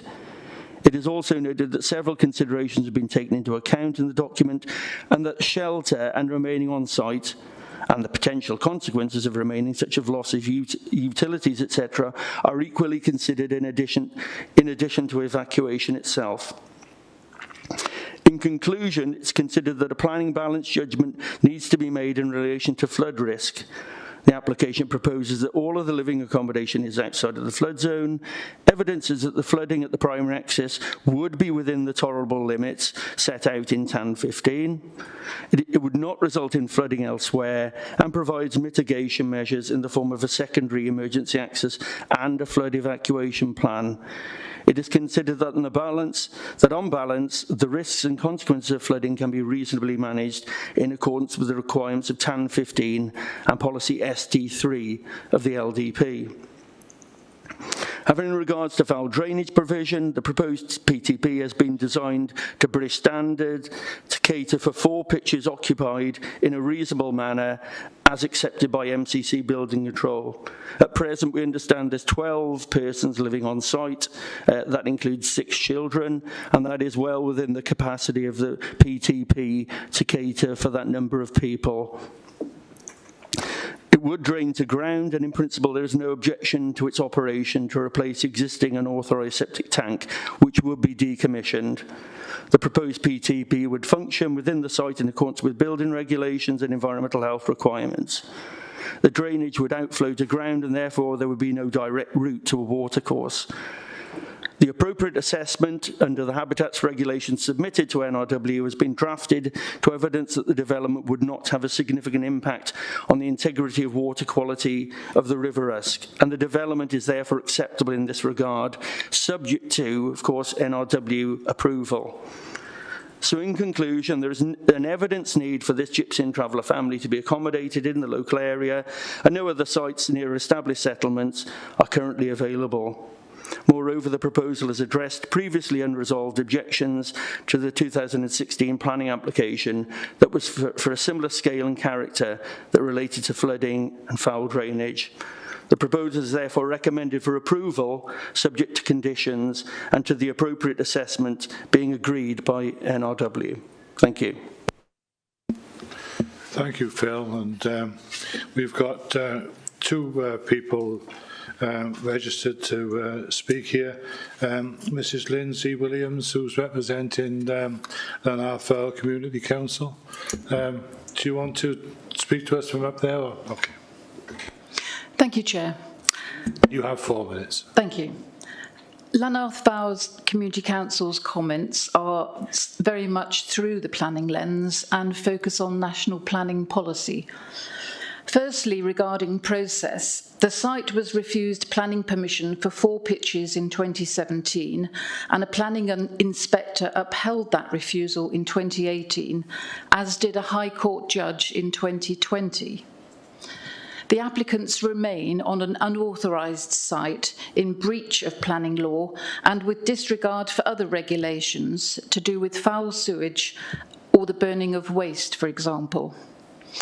On flooding, the officer report concludes with the false claim that the planning inspector's key concerns have been addressed because a flood assessment shows the main access will only flood to a so-called unacceptable water depth, and because there is a new emergency access.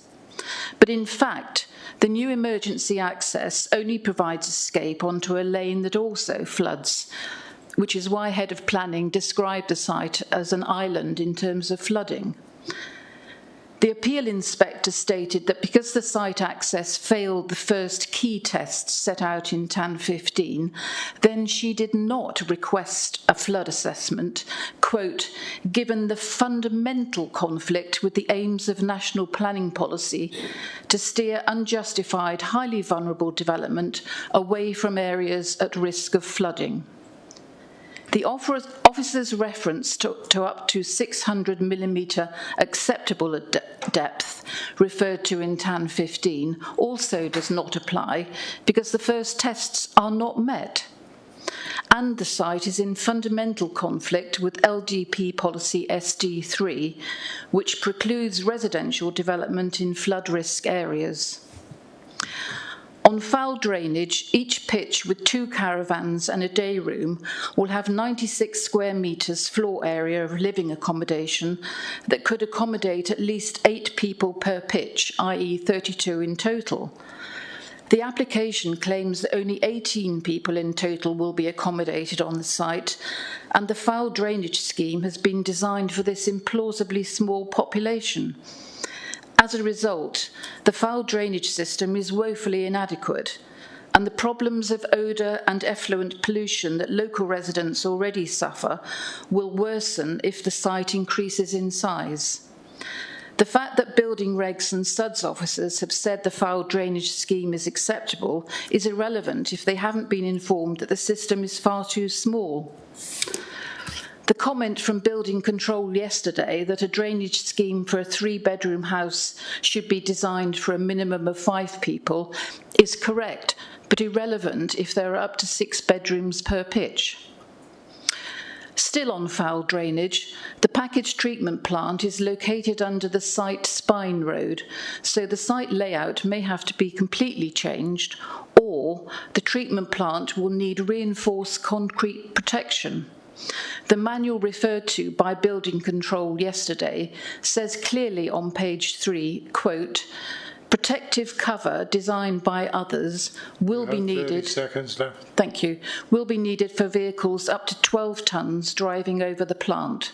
Either way, government policy requires that such vitally important matters are fully detailed before permission is granted.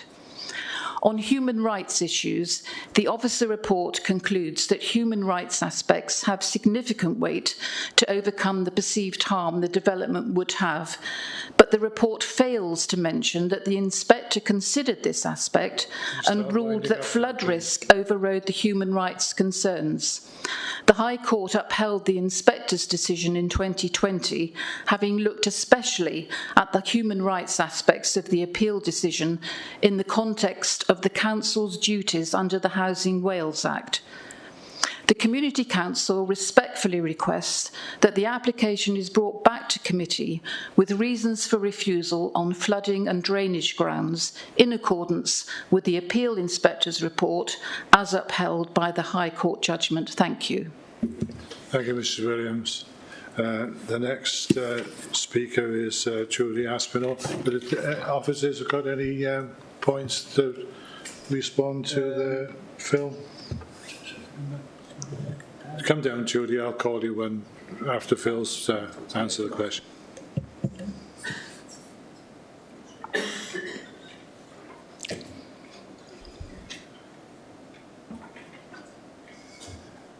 Phil, do you want to answer those points now? I'll wait for Judy. Okay, Judy, you have 4 minutes. Thank you, Chair. My name is Trudy Aspinall from the Travelling Head Gypsy and Traveller Advocacy Service. I am here speaking in support of this application for a 4-pitch Gypsy and Traveller family site at New Stables in Llancaio. At Travelling Ahead, we have known the family for 8 years now and have worked alongside them throughout the planning history of this site.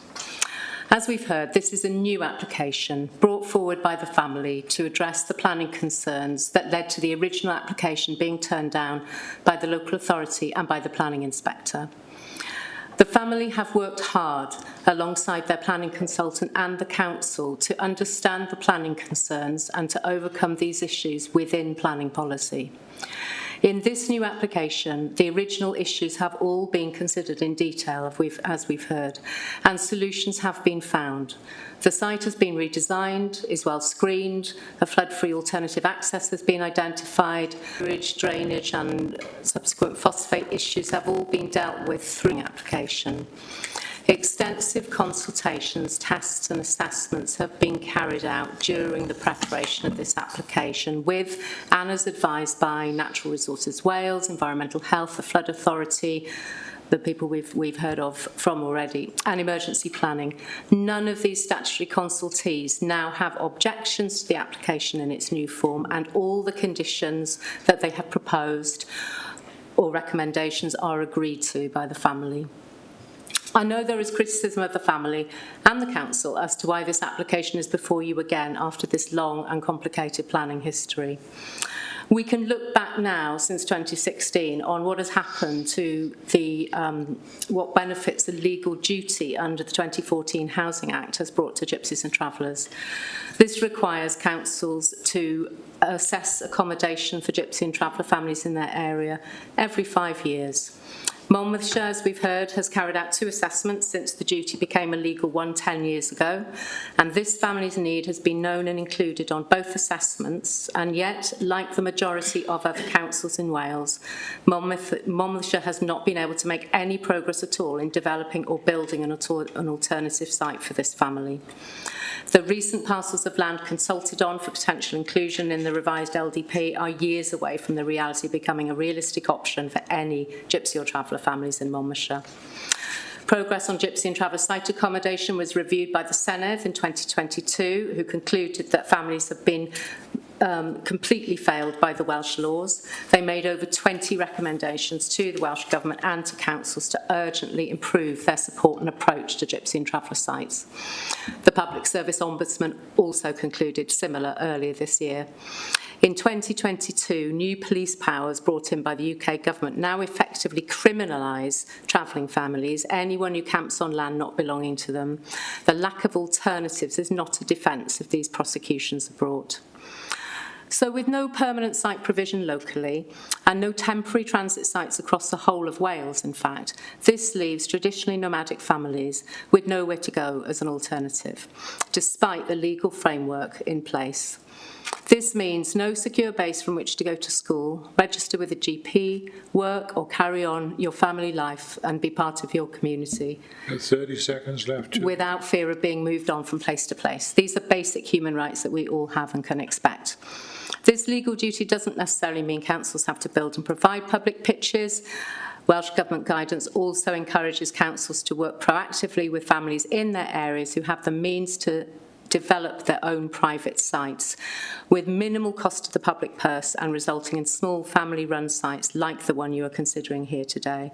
We're pleased the planning application is now able to be approved by or recommended for approval by officers on its planning merits. It represents a significant opportunity for Monmouthshire to meet its duties, lessens the financial and legal pressures on the local authority to fund and develop alternatives, and most importantly, approving this application gives a secure home to a local family.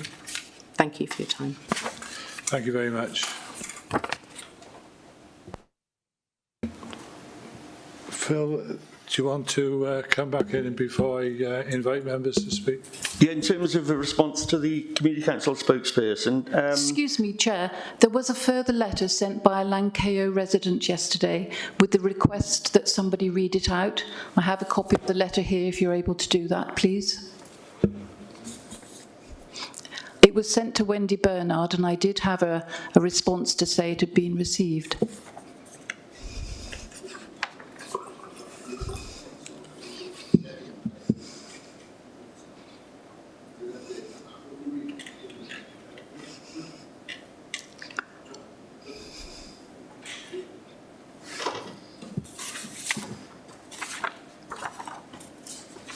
Thank you very much. Thank you, Chair.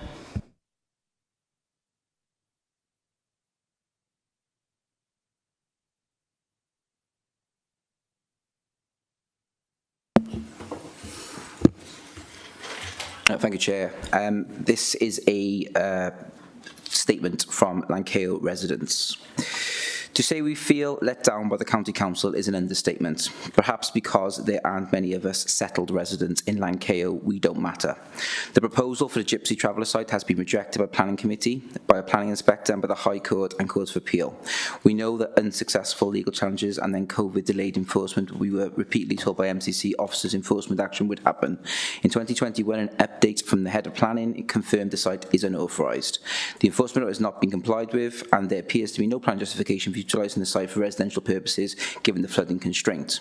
We were also told about plans to identify suitable new GT sites in the county and efforts to find suitable accommodation for the GT family on the Lancashire site, all of which lead us to believe the site would be returned to its original agricultural use in accordance with planning and judicial decisions. It is a huge shock to us that the County Council, if it follows the officer's recommendations, would now be willing to ignore national policy on flood risk. We all know the climate emergency means winters will be wetter, stormier and increasingly unpredictable. Also, NRW has said the flooding of the lane the proposed emergency access leads to is likely to be rapid with no significant lead-in time. NRW said it could not provide any warnings for this, yet neither the officer report nor the emergency plan make any reference to NRW's specific caution. The application proposed in March 2024 to accommodate members of an extended Gypsy Traveller family, but it's not clear stated how many people this means. The officer report mentions 4 family members, NRW refers to 18 people occupancy, but also asks for more certainty. We see from a 2022 report from Gypsy Travellers Wales that in one family living in one caravan there could be 7 or 8 people. The Lancashire site could become home to 32 people, and in any event there is no restriction on numbers who could live there at the site. On foul drainage, the applicant's agent's calculation of discharge was incorrectly given as 1 cubic centimetre, whereas NRW estimated as 2.75 cubic metres. The size of the drainage field required is given at 250 square metres, but it's based on different percolation values, and in any event, the number of people is underestimated. We do not accept the drainage plans as proposed are adequate to deal with the potential number of people on site, nor are they accurately calculated. We hope the Planning Committee noted the elevated position of the proposed drainage field, which makes the Verge Road and Wildlife site at Lancashire site vulnerable to pollution and odour. Also, the siting of the waste bonfires have been caused such air pollution to local residents and must have contaminated to ground. And that is on behalf of Lancashire residents. Okay, thank you, Craig. Councillor Lowe. Thank you, Chair. For myself, I think the application now satisfies all of the concerns that we had regarding this this site. It's a necessary site that is so needed within Monmouthshire and will likely reduce the number of alternative sites that we need to provide. So personally, I'm in favour of this application and I'm quite happy to put forward a motion to support this, Chair. Thank you. Thank you, Councillor Look. We'll call on you later on to do just that. Councillor Butler. Thank you, Chairman. Excuse me, sorry. There are a number of, this is a very, very complicated application, and there are a number of questions that have been raised that I'd like some clarity on, please. I'm looking at comments from Lanarth Council, which is page 50, under their representations. They talk, which is item 4 about flood risk. And they reject the use of NRW's flood risk assessment maps and national flood hazard maps. Are these the maps that were used, and are these the most appropriate maps? So that's the first question. And then on page 51 from National Resources Wales, there are, excuse me, there is a section there about the percolation value obtained from the site of 69.4. I assume this is to do with the drainage and whether the site will actually drain properly. In my ignorance, I really don't understand what this means, and I'd like some clarification really on that. And there's also a mention in the NRW about 2 springs, two wells and a spring, and a proposed borehole in the vicinity of the site. So can you tell us a little bit more about that, please? Thank you very much. Just want clarity, really. Thank you.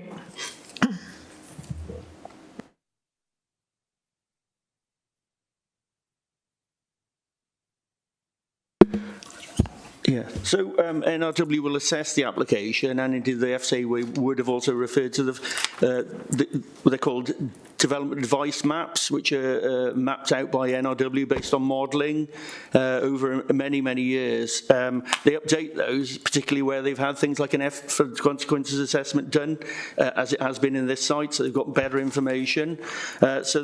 The correct modelling has been done in respect of that, so we're quite happy with that. And NRW would be the first to tell us if there was anything awry with any of the methodology used in the flood consequences assessment. So we're satisfied on that basis. The other issue was, sorry, what was it? Percolation, wasn't it? Yeah. When we get the application, we're no experts in terms of this, so we would consult building control on this and the SAB drainage team. The actual whole proposal will need SAB approval for surface water drainage. The foul drainage would be covered under the building regs, the detail of it, so things like the concrete casement that was talked about under the roadway to make sure that if any vehicles go over, they won't damage the PTP. That's all covered under the building regulations. Building control have no objection, and they say that there's technical means of actually providing the foul drainage as proposed according to the British standards, so there's no objection in terms of things like percolation, etc., from either the SAB team and the surface water in any case will require SAB approval down the line as a separate entity, or in terms of foul drainage from building control. So there's no immediate objection in terms of concerns about that. In effect, as well, my understanding is that NRW will also have to approve the actual foul drainage. There'll be a permit because it's over the 2 litres per square. Yeah, per what is it? Sorry. 2 cubic meters per square. Yes, yeah, that measurement. The 2. So they will require a permit from NRW. So there's a further safeguard in terms of looking at that aspect. But again, no objection from NRW in their response on that basis. So we're satisfied in that respect. And in terms of springs or boreholes, then that would have been picked up by NRW in their response as well. So I'm not clear, but Craig's going to come in now to amplify. One point that I think members need to be conscious of is this recommendation is to approve subject to the appropriate assessment, which members have been given in draft form, an appropriate assessment which is complying with the Habitats Regulations assessment being agreed with Natural Resources Wales. So they will have to sign off the drainage proposal in terms of the pollution that it potentially might have in phosphates with regards to the river. So originally the application was for 6 pitches, members might have noticed. It has been reduced to ensure that the drainage doesn't go into the watercourse and goes to ground. So that has been looked at and reviewed at in informal conversations with Natural Resources Wales. In principle, that is a much more better appropriate approach rather than polluting the watercourse and resulting in phosphates in the river. So that has been looked at, but this application the recommendation is to approve it subject to NRW agreeing that appropriate assessment. So there is that extra level of environmental regulation which will be looked at if Planning Committee agree to the other matters, presumably around the principle of flooding and drainage, and the other aspects outlined within the report. Thank you. Okay, thanks for that. Councillor Eason. Yeah, thank you, Chair.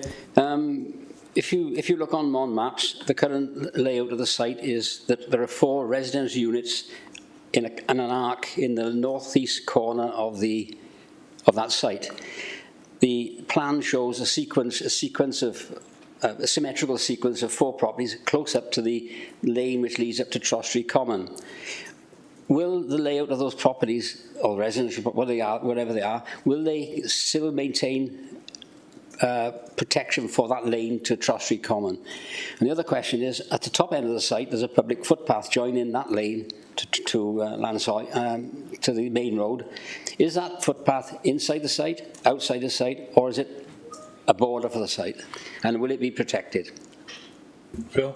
Yeah, in terms of the spacing around the units, they would be in accordance with the Caravan Act spacing. So it'd be, my understanding, there'll be 3.5 metres to the boundary, which is more than the 3 metres required. There'd also be over 6 metres between actual caravans. So again, that meets the terms of the Caravan Site Act. So we're satisfied that the layout of it would work, and we've consulted environmental health on that aspect, and there's no objection in that regard. The right-of-way itself there's a hedge separating the right-of-way. Yeah, so that would need to be kept free and open anyway, whether it was on the site or not. But there's no plans to actually interfere with that or divert that as part of this proposal. Councillor Howells. Thank you, Chair. I've read, and as we've heard today, the 24 concerns of Llanarth Vale Community Council, and I ask if officers are satisfied that these concerns have been addressed. I note the use of a water treatment system, and that will have its own drainage area. Again, I think this has been confirmed as well. Can we ask officers for assurances that there is no risk of foul water entering into the nearby stream? My third point is, with regards to the second access, will this be solely used as an emergency escape route? And just for to clarify this, to confirm that this application is for 4 Gypsy, Roma and Traveller pitches. I've read and seen designs for 5 and 6 pitches, but can you just confirm that it is specifically for 4? And I was going to ask about mitigation against the flooding, but that's been well and truly covered today. So just those 4 points. Thanks. Yeah, do you want me to take these ones, Phil? Yep. Thank you, Councillor Howells, for the comments. I mean, in terms of the decision and the comments received from the Community Council, I think what the decision does and what the report does to members is provide you with, a balanced planning decision ultimately that's been weighed up. There is, the comments made in terms of technical advice note 15 and the need to address the tests in section 6. That is a valid comment. This is a balanced planning decision that planning officers have made based on the information that's been presented. The TAN in paragraph 11.1, which Phil has mentioned, does talk about the need when there's sites which partially have the land within a C area. You need to look at the information and ultimately make a balanced decision as a local planning authority as to the risk of flooding. And that is why, with the information that has been provided, a balanced decision has been made. The consequences of flooding can be reasonably managed at this site.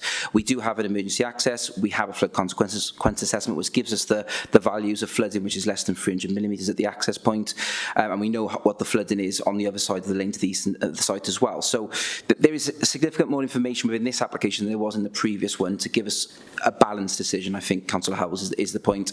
I think there's always going to, with flooding, that those decisions are going to be on planning judgment ultimately, rather than a binary yes, no, this is unacceptable.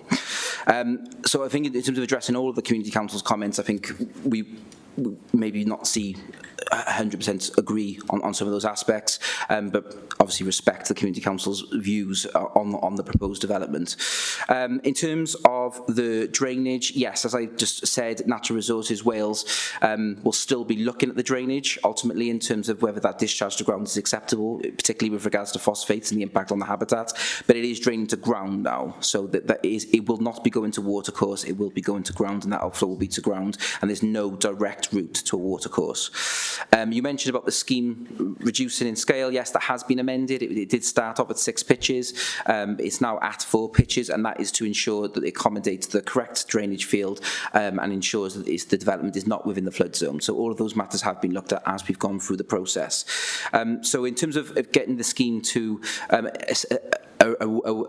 acceptable scheme that complies with our LDP policies, we now feel that based on the planning judgment and the planning merit that this planning application has, we feel that it could be supported, subject to the appropriate assessment being agreed with Natural Resources Wales, which would be the next stage if members agreed with this recommendation. So, sorry, just the question about the second access, is that an escape route or will it be just a normal use as well? It's only for emergencies, so that is only to get onto that safe land in the event of. And there is an emergency management plan which the applicants have produced and has been looked at by our emergency officer within the council. And one of the safest things to do is actually to stay in the caravan, which is not within that flood zone. But that would be the main advice. But there is that access as well, which would be able to get onto that land, and the flood into the top is minimal in terms of the tolerable levels within Town 15. Okay, thanks, Craig. Councillor McConnell. Thank you, Chair, and thank you for this report and all the work that's gone into it. My feeling is that this has been clearly worked very carefully on. The original application was refused, but the appeal was dismissed on the grounds of drainage and flood risk.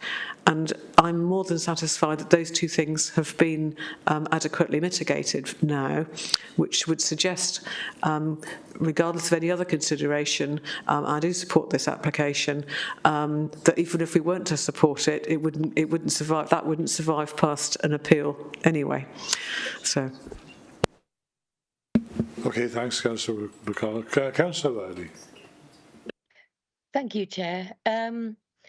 I again would like to reiterate what Councillor McConnell has just said, that with the main concerns at the appeal being the flooding, and that seems to be, provided that we're all happy that that has now been sorted, which I am. I live very close to this, and I welcome the fact that we are righting some wrongs historically, perhaps here, and the inclusion of, well, it's not inclusion because these people have lived here a long time, but I would like to say that this is diversity that is needed in the area, and we need to be supporting this application, and I personally would support it. Thank you. Okay, thanks, Councillor Riley. Councillor McKenna. Thank you, Chair. Just one question regarding the drainage field. We looked at the site yesterday and saw that. And we said that that isn't to get built on. I was just wondering what measures are in place to ensure that it doesn't get built on in the future? Is it being monitored? I know in the past, when we've raised questions like this, you said, oh, well, the public will soon let us know, but the site is very well screened. So I was just wondering what methods you've got in place to ensure it doesn't get built on. Thank you. Thank you, Councillor McKenna, for the question. I mean, environmental health is the statutory legislation where the odour pollution is looked at in terms of human pollution. Then you've got the Natural Resources Wales, the environmental regulators. So there are those regulators out there to ensure that those private treatment systems are working in perpetuity. That doesn't sit necessarily within planning, which deals with the principle of development occurring. If those matters are occurring, well, obviously the applicants, if in terms of their own environmental, their own health, would need that protection, and would seek that reassurance about the maintenance of that private treatment system. But also there is the environmental health legislation and also Natural Resources Wales. And as Phil has alluded to, it's highly likely they're going to need a permit to discharge the ground. So that permit will be reviewed by Natural Resources Wales as well as it goes through the process. Certainly within the interest of the applicants not to build on it, because it would damage the drainage field and everything would go wrong, wouldn't it, really? And there'd be all sorts of problems. Self-manage itself, hopefully, and it wouldn't be a wise move to build on it. Okay, we've got to the end of the list. I'll do what I've done on every other application. Does anybody still want to make a contribution? In which case, please put your hand up now. No? Okay, thank you very much. Right, we have office a recommendation that we approve this application. Councillor Rook, do you still wish to move acceptance? Yes, I do, Chair. Again, obviously, as Craig just whispered in my ear, subject to the conditions. Yes, the NRW light spill. Can I second that, Councillor Powell? John, can we have a voting function up, please? Can everybody vote no then, please?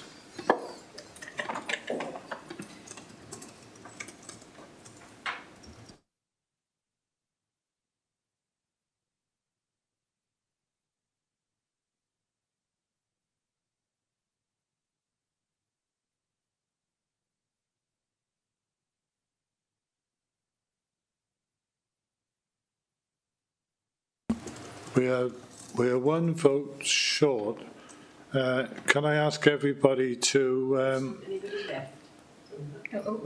No, we got it now. Okay, I was just going to ask everybody to do it again. That's 14 for approval, so that's approved. Okay, thanks everybody. There is another item on the agenda, item 5, which is for information only regarding the old telephone exchange in Crick. And Phil, you're going to tell us about that? Yes.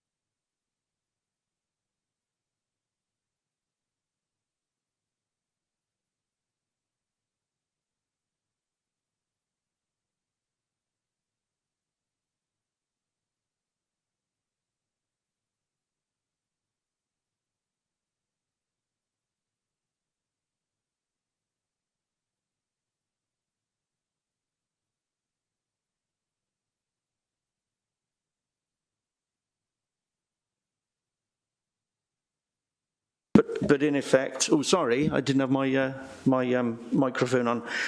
In effect, this was going to be in effect a speculative house in the open countryside. So whilst there is a need for a gypsy pitch there, which we all accept.